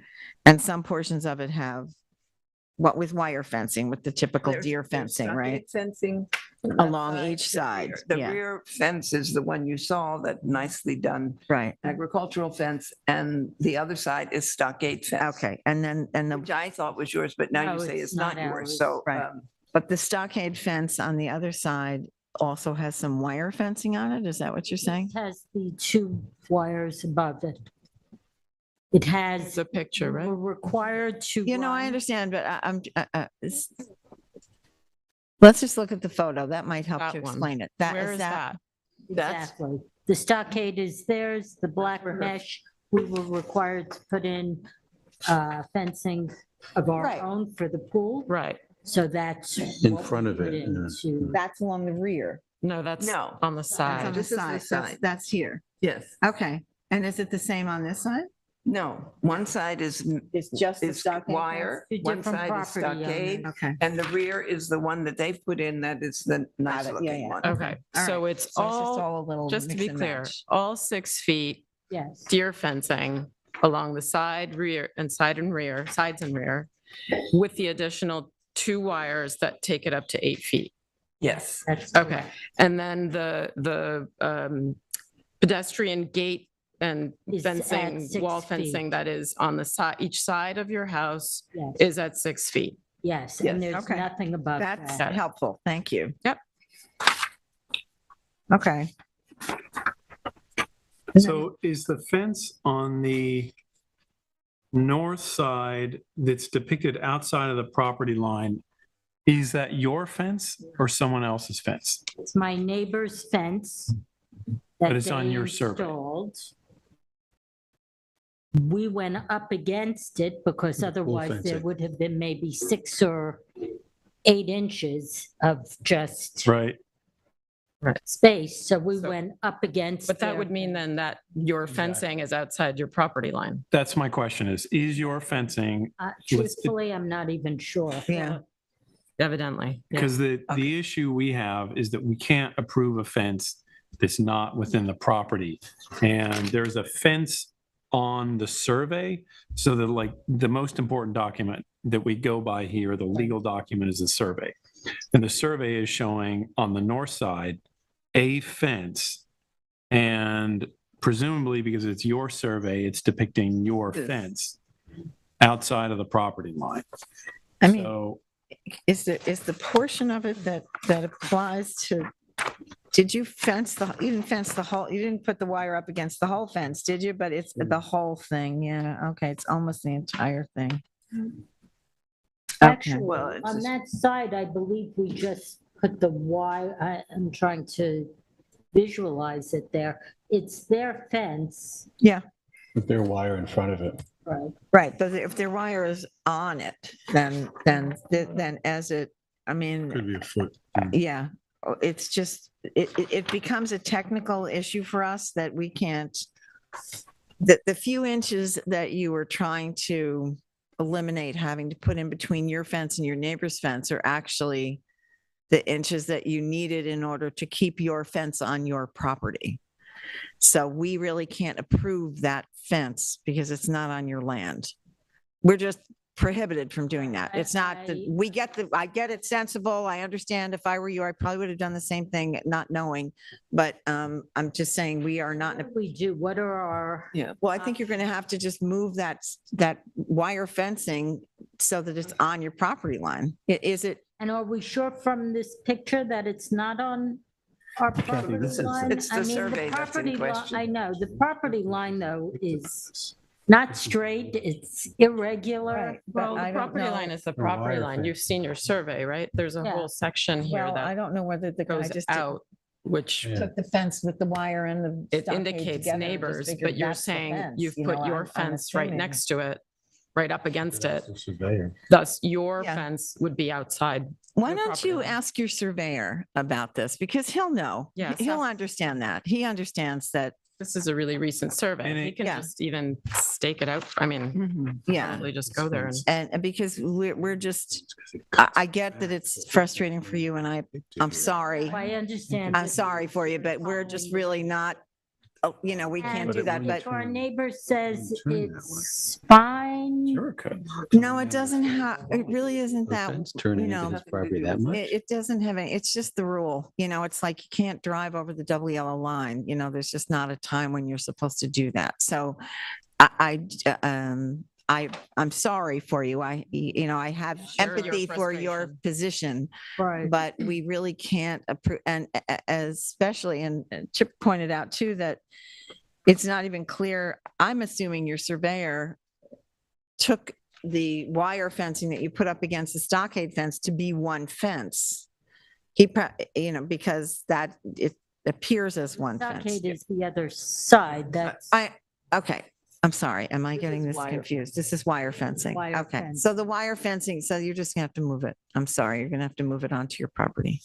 So what typically happens in these situations where someone has a fence they didn't know is on someone else's property, we say to them, okay, you have to move that fence within your property and come back to us. Also, what typically happens is when that fence is moved, we feel it's our obligation to give you some guidance. So you don't put up a fence, like spend the money to relocate it and find out that It's still that not. it's just prop- nothing that we would ever appropriate, yeah. consider to begin with. So I do think it's, I do feel we have an obligation to give the applicant some guidance here Sure. on this. My feeling is that I'm okay with a 6-foot fence, but I'm not okay with the 2-foot extension. You're not okay with what? The With the 2-foot extension. The wire 2 feet above. So what's your suggestion in terms of our dealing with the town and the issue of deer eating? What was the required, like 4,000 or 4,500 feet of revegetation? Well, without getting into, I probably shouldn't get into this, but who made the decision that if there's revegetation and there's a risk that deer might come onto the property, whoever did the landscaping should have put that into, it's not the town's responsibility to protect landscaping. It's They the put in owner's. deer-resistant shrubs, but there was a very required the size of the shrubs, what is native to that part of the springs. There were many, many, many requirements. That burden is not unique to this property. It's shared by every property owner. They all struggle with the deer. I would say that the fence that you have that runs outside of the property line, this board can't approve it, but you know, it's just there. You won't get a CO for it, but it's just something that exists, that the board could approve other fence within our property line. If there's other things that are being considered, but Yeah, I think it might be best. Yeah, it's frustrating and I feel badly, but if it's not on our property. we can't, yeah, we just can't. There. Yeah, it is a shame.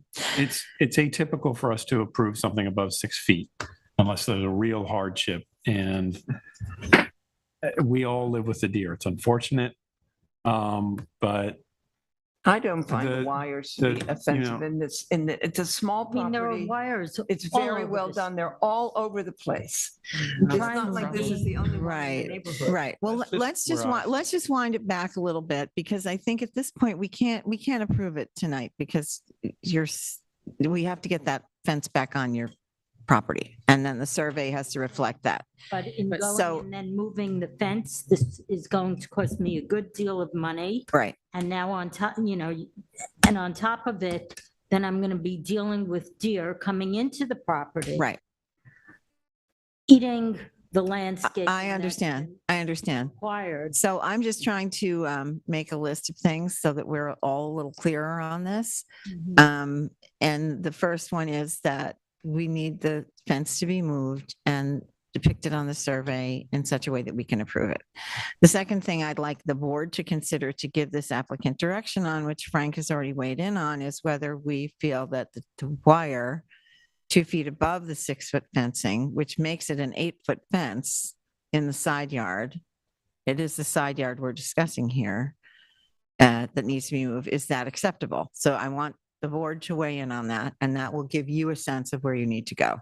Thank you. Okay. So Frank has said no. Diane, this is your application. What is your sense? I thought I made myself clear. Yeah. Well, I'm sure you I did, think but I the want to reiterate it. Yeah. circumstances of the property and how it's maintained and what it looks like from the street. I think that, with the exception of the fact that it's off the property line, I would say I would approve this application. Okay. All right. So Diane thinks that's okay. Chip? I'm fine. I agree with Diane. Okay. Esperanza? I'm more in favor of usually of 6 feet, but in this instance, I can see that it's, it's only half, really less than half of your property that you're enclosing with that. So. Thank you. Right. Okay. So I tend to agree with Frank, but you've got 3 people in favor of the 8-foot. So I think you can go ahead with that plan. And does that give you the direction that you were hoping for? Okay. So Just have to get the surveyor to tell me exactly where the line is, move that section of fencing. And yeah, have the surveyor work with the fence people, whoever you're hiring to move the fence, because you need to make sure that they put it in the right place. So, Right. I mean, the survey shows presently that it's not on the property. So you need that adjustment has to be made between the surveyor and the fence people. Okay. Okay. And then you can come back to us. Okay, great. All right. Thank you very much. Thank you. Thank you. Are you okay? Did you have something more you wanted to say? All right, great.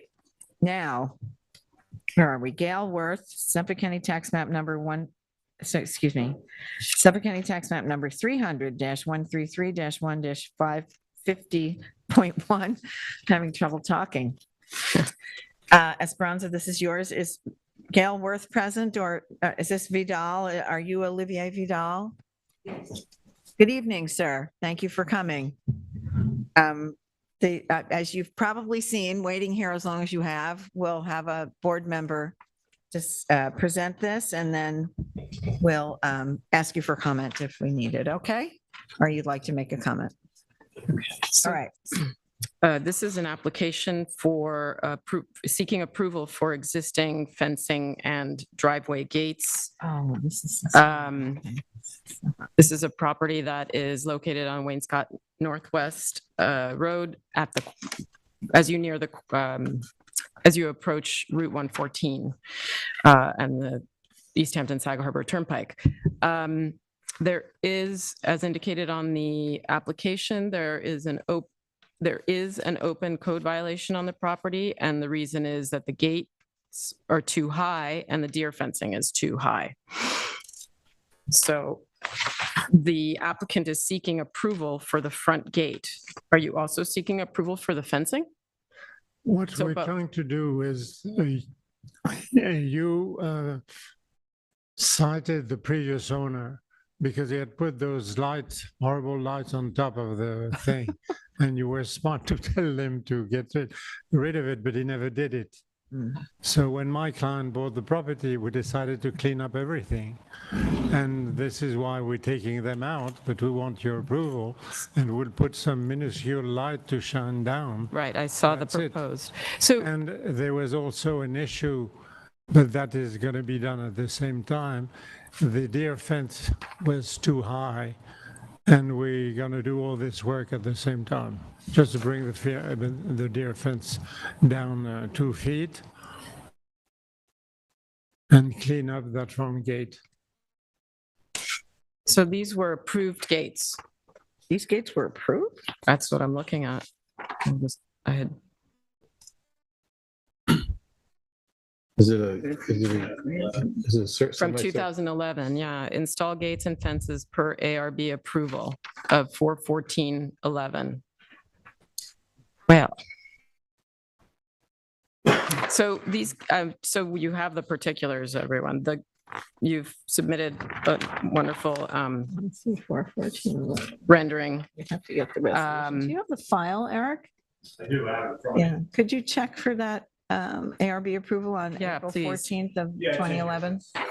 So there are two sets of driveway gates with pillars that I measured at somewhere between 61 and 63 inches high. They're 14-inch square. The existing lights, as you are indicating, would be removed. With those lights as they are now, it goes over 6.5 feet. So the highest point of the driveway gates that I measured was at around 71 inches high. The drawings that you submitted indicate 5'7". So I got more like almost 6 feet, I guess. And we measured it. Yeah, you measured, I think, only though, not from the grade, but the actual, just the gate No, from the grade. from the grade.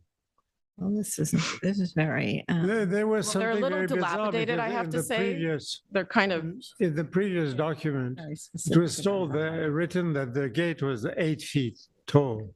well, that's not And accurate. it was not. They seem more imposing, I have to tell you, because they're solid. And I'm actually amazed that these were approved. But So you tell me what a you long want to time do, ago. would be happy to change the it. approval. yeah, let's look at it. I don't think it's not very, are you done reading? Well, the other thing that I want to, Let's see. let's just review the Yes. approval because resolved that all work construction alterations. Doesn't say the height of the gate. They often did. Well, where's the rendering? Sort of back up here, what are we being asked to approve here? Is this the existing gate Yes. that has already been approved? Or am I looking at a This- rendering no, this is of the what is existing gate. proposed? So what is being proposed? To What is remove the proposed is lights. To take out the light.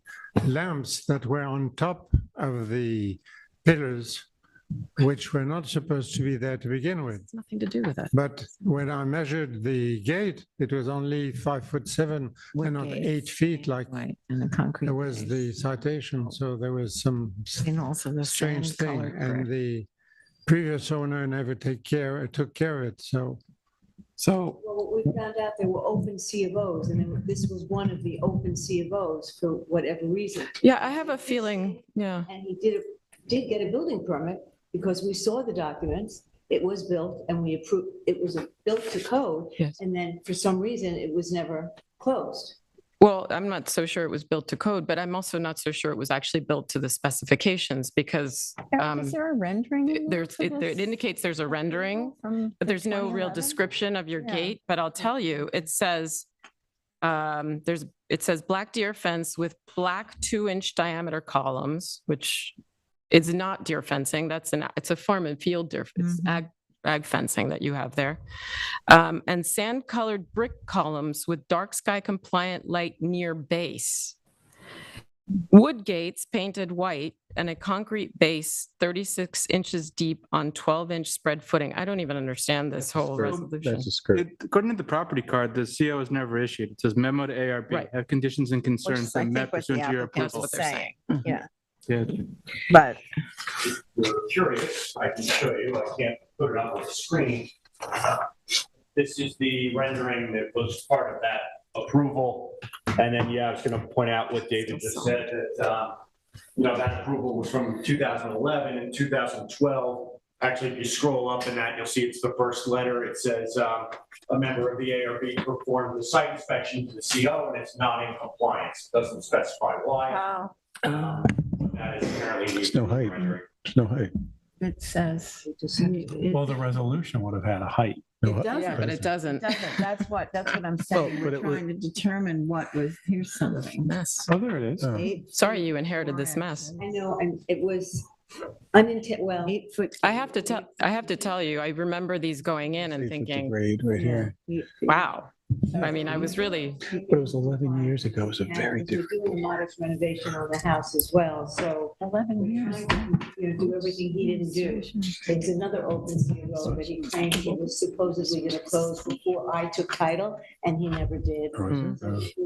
I kind of inherited. all these issues, I yeah. would like to rectify all of them, and so everything is complying with the town code, so I can get CROs. Do you have a sense that this gate is in good working order? Well, I'm no, it is not. Well, I didn't it's think in so. good wor- The gate, the actual gate is in good working order, but the electric, the security system needs to be repaired. So Okay. you can't, but in other words, you can't use the code to open the gate any longer. Yes. The gates are in relatively good condition, I would say. Would you not say? They just seem to be sort of dropping so that they were touching the ground. I took a picture even that shoes that. So I, They're not operating properly, and I have an estimate from the security company how to. That's exactly what I mean. But before repairing, we want to know what you think of it. right, no, of course, yeah, which clearly, Post is amazing. this wasn't even what was approved if you look at the rendering that we have here. I'd rather have a So, post than a masonry post. This is why they don't have a So what do CO, we is do my to guess. comply so that we can get? Yeah, it's a confounding. Yeah, it seems, David, if you, I don't know if. can you So bring they this to- probably would have to submit a new application, obviously, instead of the extension of time, right? Which they did. The, The approval's valid for 3 years from the 2011. That's coming on. approval. Oh, so the approval's not valid anymore anyway, right? 11 years ago. Yeah. It's Yeah, a that's- new application anyway, so. So how do we advise them so that we can move them along a little bit? Put in a new application? Um, I thought we put in a new application. That's how they told us that. Yes, no, that's right. CRO, I believe, expired. I think. Yes, I'm sure that's true. I'm sure that's true. Yeah, I'm sure that's, the approval expired also. But, all right, so we are looking at this as a new application. So we could approve it as built, correct? No, I don't think this. Is that an option? I mean, I would be disinclined to do that because it doesn't fit any of our criteria. Understood. I'm just asking, is that Is that a Is possibility? that a legal possibility that Yeah. what is submitted here, we could approve it? Yeah. Okay. Because I think the homeowner is asking some guidance, like, could they have the gate as built and get It's the not terrible approval? looking. I mean, it wouldn't be my preference probably, but it's, I mean, I haven't really driven down the road to see what other gates look like. But it's a solid white. Well, it's 8 feet high and it's in the front not. yard. Yeah, it's not It's not 8 feet high? No, it's less. It's. No, we they measured it at 5'7". We I approved measured 8 it. feet. 8 feet. Well, it was. They, someone. Well, approved It's it. at just least that's massive what was because it's proposed. solid. It's It not was clear never, what was well, actually. that approval, we're not gonna, that approval doesn't exist anymore because it's too old. So that expired. So we're just dealing with this as a brand new thing. So what is the height of the post as a frame of reference, the top of the pillar? What is that above grade, approximately above the driveway? The rendering here indicates 5 feet, 1 inch. What did you measure? What did you measure? I measured 61, So between 5 feet. 61, So it's 63, yeah. 5 feet. Okay. So the post is approximately 5 feet. Right. And it's all wooden. I'll And give there's my the- assessment, if people want to hear my, Yes. is there are 3 things that generally we consider for, just to let you know about how we might look at a gate. The size of it, how open it is it solid? Is it mostly open? And the color, or is it natural or is it painted? Generally speaking, the bigger you go, the more we want it to be open and or natural as opposed to Transparent, painted. yeah, we So call that It transparent. becomes visually larger. Each one of those 3 things gets bigger, checked off. So I'm actually fine with the height of it. The issue I have is I'm fine with the height of the post and them being wooden. The issue I have is the design of the gate, in particular, the scale and like there's no opacity. You can't see through it. No, there's no So transparency. be in Yeah. keeping I with agree. surroundings. So I would hope that, Philly, from your standpoint of view, there's a way to come back with a more open gate, operable gate part that is like at least half open, whether it's Yeah, but that vertical we or can do. horizontal. That we can do. This is here, why we're here. We just need guidance because I personally am not enamored with that. Right. It's Okay. not very good looking. It's a little bit gross. How high is it in the center there? It's 71, I measured 71 inches. So it's just under 6 feet. Okay, approximately. well, that seems Could you too take out high to those me. curvy panels on the top and put that some kind of lattice or something open in there that would make the top part, you could see through it? I don't really have a problem with the bottom panels, but if you took those top panels out, it might solve your problem. Maybe. I'll check with my carpenter to see what he can do. And if we can do something, or we just do new doors. Yeah, I mean, that would be even better. Might be But, simpler. right, it probably would be simpler. I don't know. Because finagling with this thing, which is not beautiful. Right. and- Well, if it doesn't work either, it might be worthwhile just to replace the gates. I think you would be in, So more an electrical. Yeah, it's not the gate, it's the electric. Security issue. He has to do it, I'm not sure, but I think it's part of the security system that's actually not functioning. okay, okay. Well, I'm right, not sure about that. right. So is there a call box Yes, that's? and I was just going to bring that up Right, because I okay. have a feeling it's not within your property. So that would have to be moved. It's a triangle. Really? Where are we? Well, you only have one call box that I saw.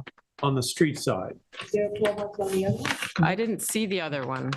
Maybe I missed Okay. it. That's the only one. Oh, look, I'm not sure, I haven't really moved in. Yeah, just note, these are two sets of driveway, like Yeah, like a It's semicircular. semicircular yeah. driveway with two of these There's gates. two of them. Schools that you Yes. punch in. Which we We've would probably never, driven past I them mean, I know there's we've one turned in the down far people gate, who but is wanted there to one see. in the other gate?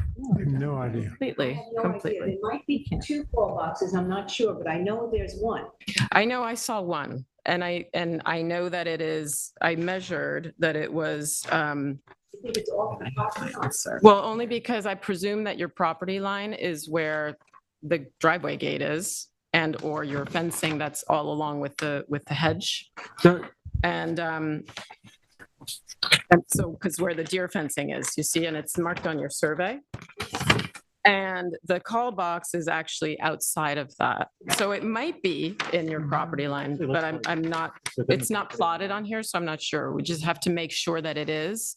So that would have to be plotted by the surveyor so that we can be sure that it is within your property. Esperanza, Yeah, it does seem like it could be, but I'm not sure because it's not on the survey. Okay, so there are two sets of gates. Right. And they're identical. Mhm. So I think we need to just, I think they're amenable to They're a replacing them. redesign. Yeah. The post is on your property. So It's On the not correct. out. I That was think, their yeah, I question. think that maybe, We can just, oh, we'll give them, I think that, we want to give them Also- some direction about the Yeah, but that's two size. Not all the different fencing. issues. Oh, and there's the fencing too. My preference to the size would be not to exceed the height. The deer fence Nothing in the between gate to up exceed the 2 feet, height that's enough. of the It colors. is. Yeah. And at least 50% open The simplest Yes. would be overall. Agreed. door. Within the gates. Okay, And I would No. prefer to see not, it come a I'll little check closer to the tomorrow. mic. maybe I'm painted seeing Oscar tomorrow. I'll check with something him. like grayish or something that's Yeah, not something that's more, white. right. We can open the back panel. I don't mind the gates. If they want to come back with a We natural can probably gate, open fine. the panel. But that's like, Mr. See what he- Vital, we have some advice for you. I think removing the lights is a great idea. It'll lower it, yep. And given that the pillars are 5 feet, we generally don't approve gates for more than 4 feet unless maybe 5 feet, but we don't go any higher than that. And this gate is higher than that. It's almost 6 feet. So we would ask you to lower the height of the gate. Frank, member Guittard pointed out that the center shouldn't be any higher than the posts. So that would mean 5 feet. And this is measured from grade. That means it's measured from the driveway up, okay, or wherever your foot lands is where you're going to be measuring to the top of the gate. And that you would come back to us with a design that has more transparency in it, that there's more openness. And also maybe not white. If you would do a natural wood or something would blend in a little more with the scenery, because the white stands out, it pops out, and and there are 2 of them. Yes, thank you, Diane. And there are 2 of them. So it's pretty pronounced. And Esperanza, whose application this is, has mentioned that the call box needs to be depicted on the survey. Now, I know you also have fencing. Did you want to touch on the fencing? There is a deer fence. We installed the deer fence, I believe, the entire property. I didn't measure it. Did we measure it? Yeah, in parts it's over 8 feet with the posts that were used, and it's pardon? What do we have to do there? Well, all along the front and the sides, you'd have to reduce that, and we can shove it 4 off. feet is you have as of right. 4 feet, not 6? 4 feet you have as of right. Anything above 4 feet is at the board's discretion to approve. In the front yard. In the front yard. Or in the front yard? Right. I don't see the deer coming in the front as much as the back and the side. The traffic street. I haven't seen deer coming in off Northwest Road. So really, the concern is the back and the side of the property that's parallel to 114. Right. That's where the deer come in. And you're keeping the landscaping that's existing there? In front of the house? Yeah. I don't know. I think eventually, maybe if I ever redid it. Right. Because that's the thing. We always say if we approve a structure and this is at 8 feet, we can't approve 8 feet in your front yard like that facing the street. So, like I said, 4 feet you have as of right. Is that enough, do you think, to keep the deer out? Well, you've got the vegetation and you've got the also- driveway gates. And you have the trafficked road. So it's a deterrent. They can hop over 4 feet. So They can it's hop it's over your 8 feet, choice, frankly, but yes, that's- they yeah. can. Right. But yeah, I noticed the fencing is very deteriorated. It's too high. Your option would be to 6 feet all, we do 6 feet all along, or do we graduate toward the front and then 6 along the perimeter? that probably would be a suggestion to make. Yeah. Where you would do 4 feet on the front and the sides. And then The side, I think you can, as of right, once you reach the facade of your house, go up to 6 feet. Is that right? It is, and then you're allowed to apply for up to 8 feet in the side and rear yard. So you get 6 foot in the side as of right, then up to 8 feet with approval of the ARB. Let's just explain what the front yard, that setbacks are, because that's Typically, the front confusing. yard is the edge of the pavement, back 50 feet, or the front facade of the house to the side. So after 50 feet from the edge of the pavement, that's considered the side yard. Yeah, this is a triangularly That shaped height lot. limitation applies, which is 6 feet as of right, It is. and then 8 feet with approval. if you approve it. Yes. Yeah, right. I might, you don't have to, but I might recommend you consult with like a landscape architect or like a landscape company on if you're really concerned about the deer. We're not deer experts, so I wouldn't lean on us for guidance on what's an effective height for that. We can only tell you what we're allowed to approve up to and what you're as of right allowed to do. But in terms of like what's a good mitigation strategy for deer, I would recommend including the fence if you want to talk with a like a landscape company on how to do that. In terms of the where, and make sure, I would recommend you make sure you confirm where your front yard ends and your side yard begins. So that's something Well, that your that's the building surveyor- department can do that. I think building that's the department- better bet than the No, landscaper you who can- make mistakes. On the survey, you can see where the front yard is. If you go into the building department with your survey, they'll mark it up for you and show you where the front yard is and then where the side yard starts. Right, And let you know what size fence you can have in what locations. right. Yeah, Right. that's And the best that'll, guidance. Very that's helpful. probably the best way to go. Mhm. And then you can design that and then come back and we can approve it. So basically, we are gonna have to cut the deer fence down, the existing fence. That's Sure. In the front yard for sure. in the front yard for sure, and we're gonna have to redesign or renovate the gates. Yes. Yes. I would just redesign them if you have that ability. Lighter. They're very heavy. actually. Yes, Yeah. yeah. Very, very heavy, so. That's why I was asking if they were functioning, because they look, like I said, I took pictures and they look like they're just They are hitting the ground. but they're not operating automatically any Right. longer. And we're, They must have been. so we want something, that you can see through a little more, that provides the, Like lattice. I Slats. would, slats, Whether they're horizontal or I have a vertical. stupid question. Do you have a color palette for the town that you would like to see? Because I understand you don't want white, but there's that's an excellent anything else. question. There's nothing specific. No, it's an excellent question, but we tend to favor natural woods, Yeah. like, No. like something that would, I'm learning. yeah, no, it's okay. So if you came, Um, sorry to interrupt. It's okay. Go ahead. As I say, if you came back with something like, like a neutral gray or just something Yeah. that looks Right. blends in a little Right. more with the landscape, That matches then it's more. more favorable. I mean, I would that or something or natural.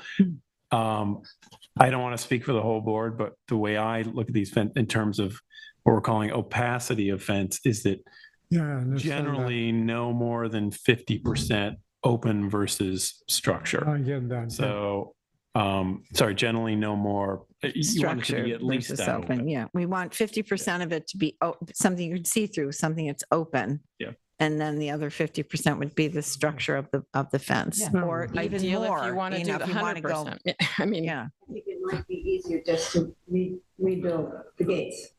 definitely. We would advise you to rebuild the Then they're gates. costing far less money. Yeah, either I that think or so you're too. removing them. They're better Yeah. looking and it costs less money. Right. And they would be lighter weight, so even if. I think it'd be more functional. I could open them myself. Yeah. Yeah. Okay. And I just wanted to add, there was proposed, if on your submittal, there was proposed lighting that were these down, Yeah, what do we do when we replace the fixtures on top of the gates? And if we do put them in the, do you have a specific? fixture? I mean, as far as I'm concerned, these seem very appropriate. They're reasonable. They're at the bottom, so they're marking your entryway and they're not shooting light up. So I don't know if everybody saw them, but they're these right here. Mhm. That's fine. Actually, they are shooting light up. Wait a minute. Yeah, I think, well, Well, you have to look at in the town code, and actually Eric, who's the planning department, is the best advice as far as lighting is concerned. So we have something called dark sky compliance, which means that the light has to be hooded. We don't want the light to go up. We want it to go down. Yeah, sure. So, and you can choose a fixture that works. Yeah, but that's what we were planning to do, in any case, to shoot to the ground. one on each pillar is what you're Pillar. proposing One assumes, yes. on the Yeah. front. Yeah. Okay, If- and we'll if you really send need you a follow-up letter that'll have a lot of this written down for you, so you can just go, We have an application also in the building department for the renovation, so we're waiting right, as well. okay. All right, well, did you have any other questions? Oh, thank you So much. when we do the work, then we come back to you to call for an inspection? An inspection, yeah, but you'll need to come back to us with the design of your gate that we'll need to approve for you before you want to go to the trouble of installing it, because then you're going to be back in the same position. So have someone design it. We'll say, oh yeah, that's great, or no, we need better transparency. It should be lower here, higher there. If he can design it. Whomever, it's your choice. Okay. All right. We thank probably you. can. Have a good evening. Okay. All Good right. luck to you. Thanks. Thank you very much. Sure thing. Thank you. Okay. Bye now. Okay. I don't even know where I am. All right, let's see. Here we are. Okay, Joe Carroll Lauder, Suffolk County Tax Map Number 300-200-2-28.7. There's Britton. Hooray. Has been postponed by the applicant. And we are moving on to Michael Savino, Suffolk County Tax Map Number 300-157-3-3. And this is Britton Bistrian is representing Mr. Savino, and she's joining us via Zoom. Hi, Britton. Good evening, Chairwoman. How are you? I'm good. Good. Okay. Now this is Diane's. Yeah. All right. Okay, this is an application that is an ag overlay application. The agriculture overlay, in fact, is a farm. It's behind Cedar Street. And neither the property owner, Michael Savino, nor I know exactly what the ag overlay is. It's a farm, and it's completely woods between the house and this ag overlay, so you can't see it. They are proposing three things: the addition of a screened porch onto the front of the house, which faces Cedar Street, an 8-foot deep addition, and on the back of the house, which would face the woods, a louvered pergola or pavilion, as they call it. This is the front of the house, and there's a very, very narrow little porch there. They want to extend it out 8 feet. That's the porch that they want to extend. Yeah, that's the existing porch. They want to extend it. I understand why. There's hardly any legroom with those Adirondack chairs. Okay. And that faces Cedar Street. And I know this house. okay, well, that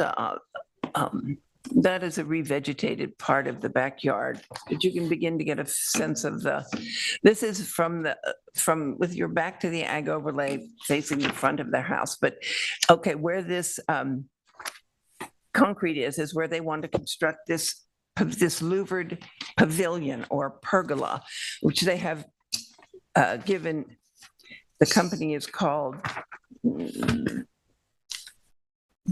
porch. Structure, I believe. Structure. Anyway, they have submitted extremely detailed plans. And it's the first page A101. I don't know. This is what this pergola, the intention is for it to look like. And then beyond it, over there in front of the greenery and that fence, they want to install an outdoor shower, a mahogany outdoor shower that is to remain mahogany, natural. And there are detailed drawings for that. It looks very nice. But this is lame. Guardia did it. Lame. That's a good sense of the whole. So the pavilion's on the left here. Yeah, on the left, the pavilion and the shower. Pergola, yeah. The Okay. pergola or the pavilion. So it would echo, well, no, actually wouldn't. The louvers on the house, but these are horizontal. Okay.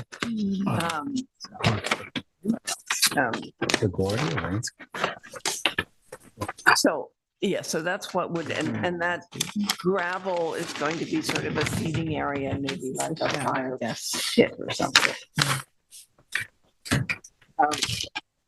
Anyways, there's very extensive plans and drawings for everything. And so far from what they've done to this house came before us a few years ago for something completely different owners. And they've done a beautiful job of recreating the house. And so I imagine what they will continue to do will be equally as well done.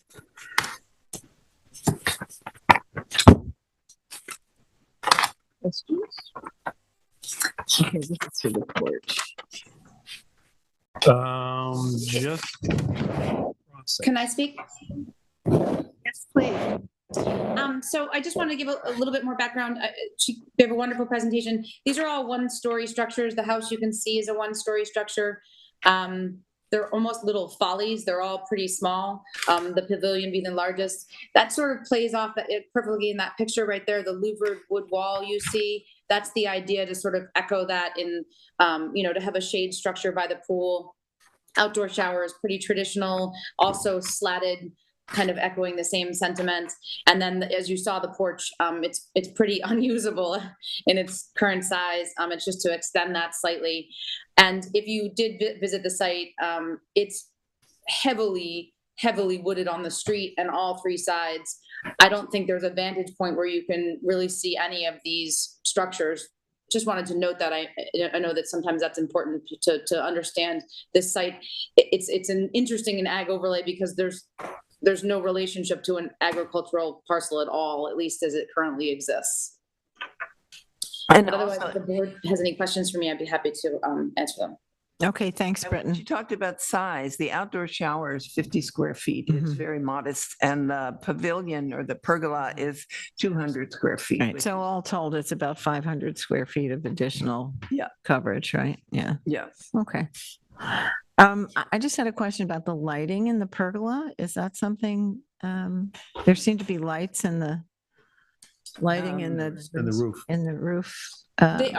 They are down lights so that when they're not on the perimeter of the pergola, they're in the three in the beams, right? beams that go across. And that would be when the louvers are closed, so that it's a solid roof. And then it would have, those lights would operate. Right.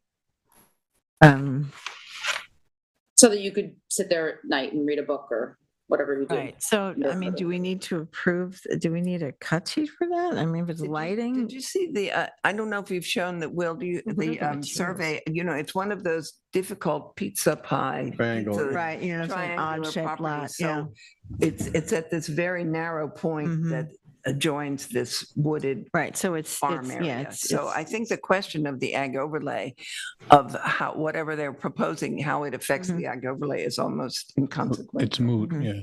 No, I understand that. I just thought we were supposed to check on the lighting, right? If they're putting in a building that has lighting.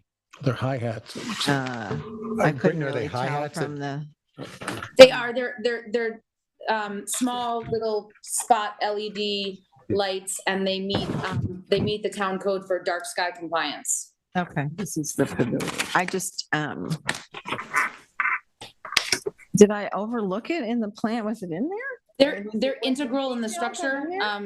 If you look at it says pivot A104. A104. A103. The light ceiling. Well, I mean, they're on A103 as well. Okay. They're actually on that all shows of them. The structure product. Okay, but so it's just. But is that the lighting fixture? Am I being thick-headed here, or is this The little spot LEDs or the little circles? Okay, so it's just really like bulbs. It's not like a lighting fixture. Correct. They're flush with the beam. Okay, so it's recessed into the beam. Correct. Okay. And there's no lighting in the shower? No. Oh, gee, that's bad planning. No night shower. showers.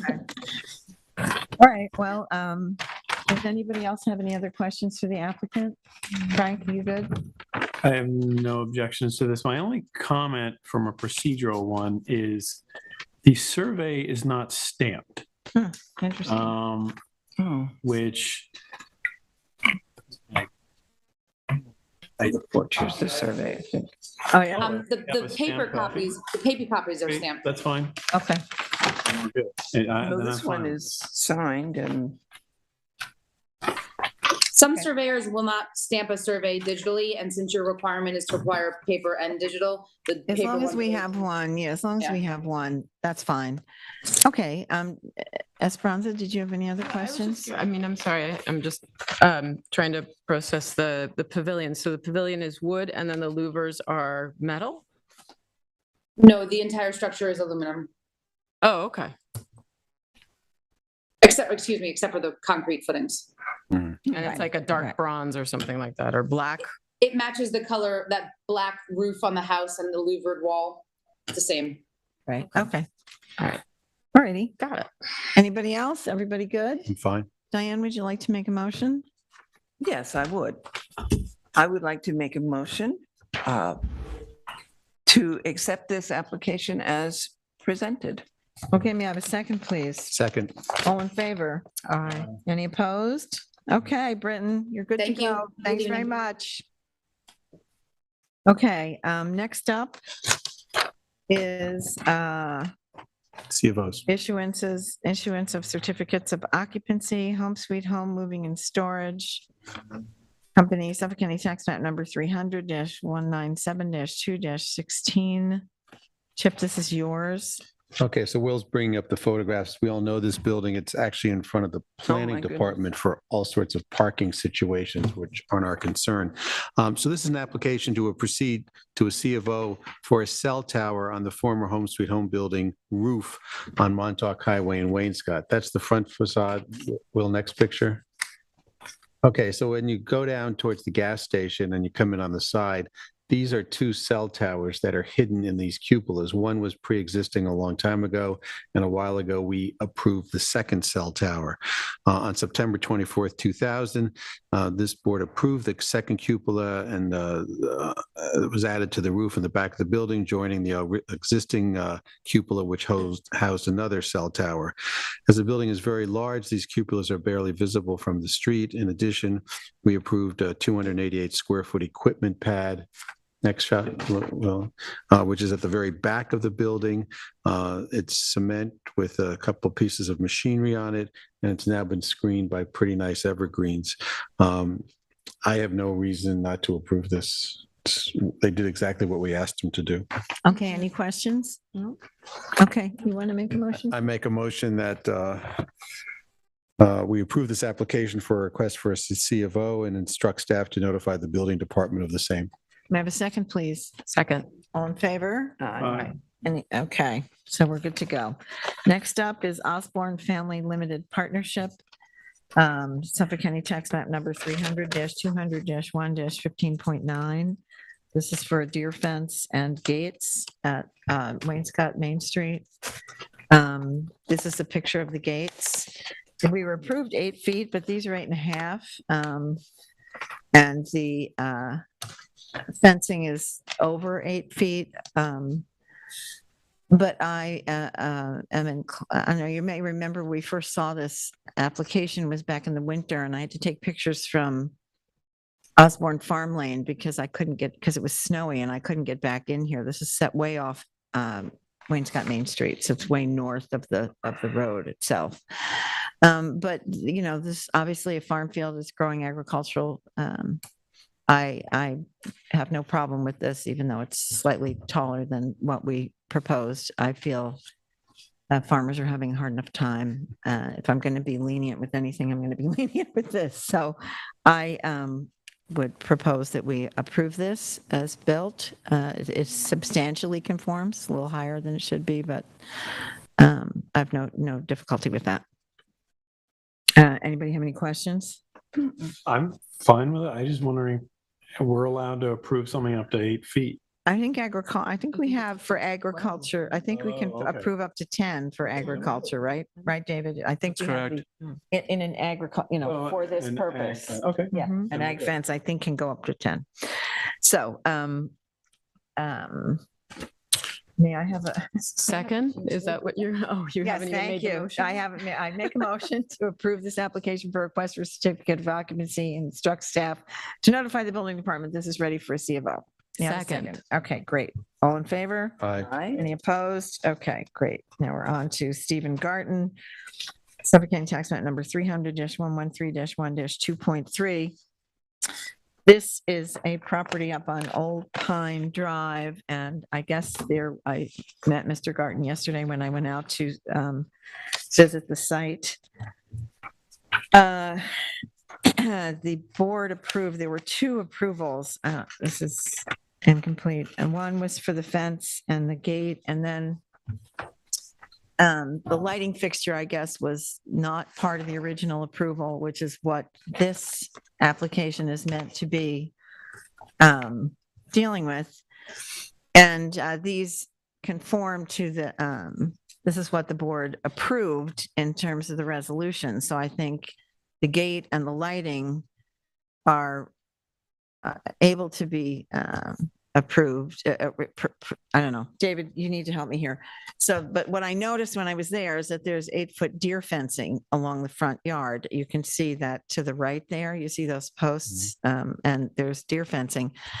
Excuse me, Mr. Garten was under the impression that that was legit, which it's not. So, I'm not sure what to do, if we should We be. can approve it just for the lighting, just the subject of the application. Could you say that again, please? We could approve the items that are included in the application on their own.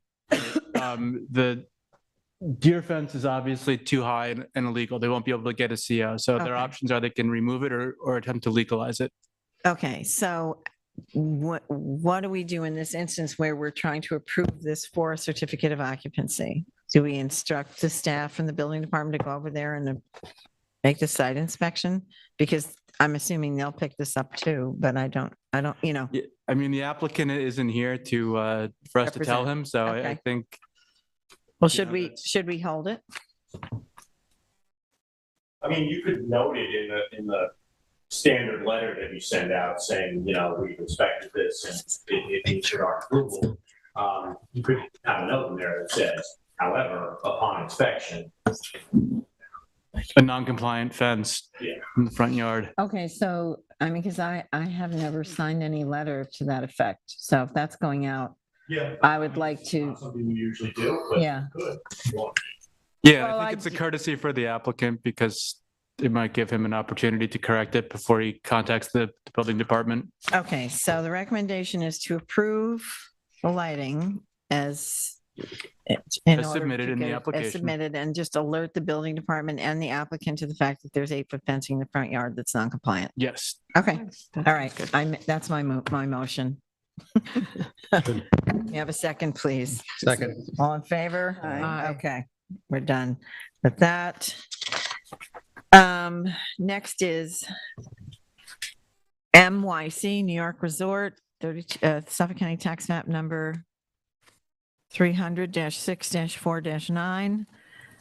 This is also mine. I have some, this is for a quite an old approval.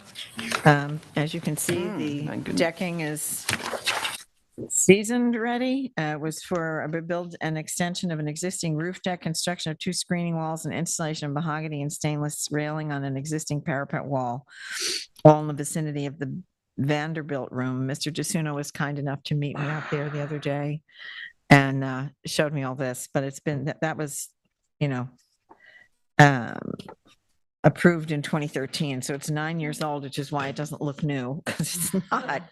So, but it conforms to the resolution, and I would like to make a motion to approve this application for a request for a certificate of occupancy and instruct staff to notify the building department this is ready for a C of O. Thank you. I got to get that marker down. May I have a second, please? Second. All in favor? Aye. Any opposed? Okay, so that one's done. And the next up is Lackawanna LLC. This one is also, I need to recuse myself, so shut. oh, you know what? Let's just do these two and then, do we have resolutions to sign? Yeah, oh, yeah. They're not here, Shoot. probably because Julie isn't here. Folder here called resolution. Aha. Oh my Okay. gosh, she's So efficient. she's very good. So why don't you pass those around and Frank can sign that. And then what we'll do, Frank, is I'll do these other two and then we'll do mine last and then you can leave, not have to. I mean, does he actually have to leave? Well, leaving the room when you're recused in the application is generally good protocol. And as long as he doesn't participate in the deliberations. That's right. All right. Okay. So fine. We'll do it now then. Stay. I don't, as long as we're cool with that, I'm not, All right. So Lackawanna LLC 300-35-5-7. I have some pictures can you pull up a picture? Will, please. This is for those two existing freestanding stuccoed concrete walls located at the stair entrance to the house, adjacent to the driveway to be no greater than 8 feet 4 inches. Oh, yes. Here's the photo from winter. I went back again, photographed it again today because I didn't have the code to get into the property yesterday when I went. So I had to make another trip, but this hasn't changed at all. This is a property up on Hedges Banks Drive. There's the land goes up a little bit and goes down. So this whole thing goes down. You can't see any of this from the road. It's completely obscured from the road. And these walls, I think, were put in to keep, headlights and so forth from shining through the living spaces. We looked at this and approved it. So I think, in early this year, January 27th. So I would like to make a motion to approve this application for a request for a certificate of occupancy and instruct staff to notify the building department is ready for a C of O. May I have a second, please? Second. All in favor? Aye. Okay, Frank is recused, so that passes 4 in favor, no votes against, and 1 recusal. Okay, next up is Judith Simmons and Arthur Megan, Suffolk County Tax Map number 300-54-3-6.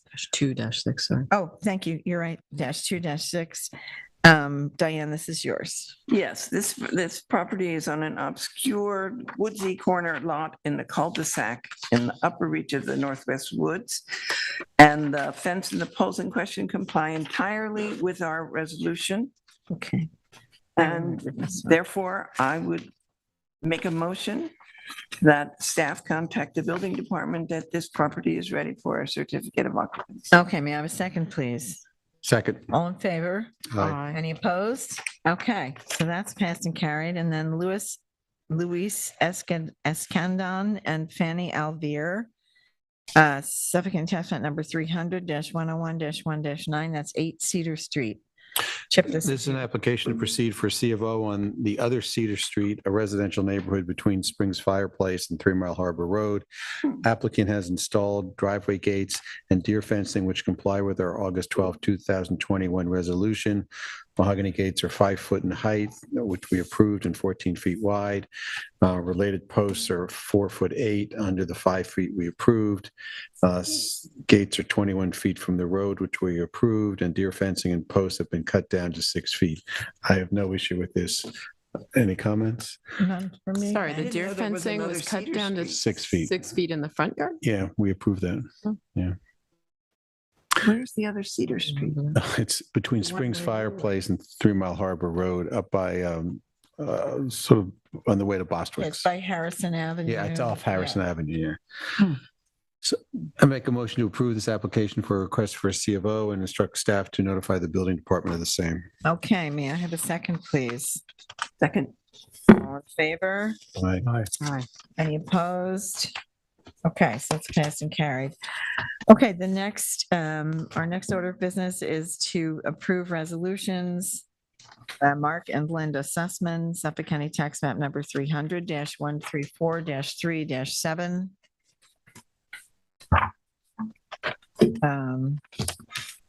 And then Katie Beauchamp, Suffolk County Tax Map number 300-92-9-6. And Harry Pinkerton, the 4th revised, Suffolk County Tax Map number 300-166, I'm sorry, -166-4-1.4. Okay, I think once we have these things signed, that we're, The Water Road. our work is complete. Final fence. Thank you. This is for Pinkerton.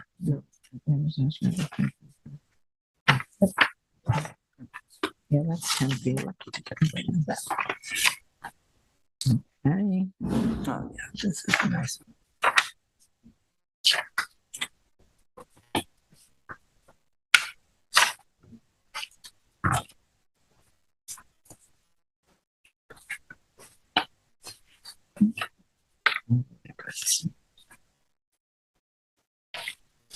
Signing in blue, probably not.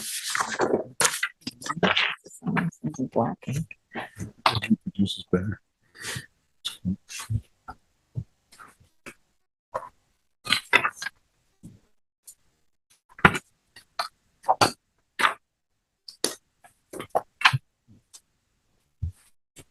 All right.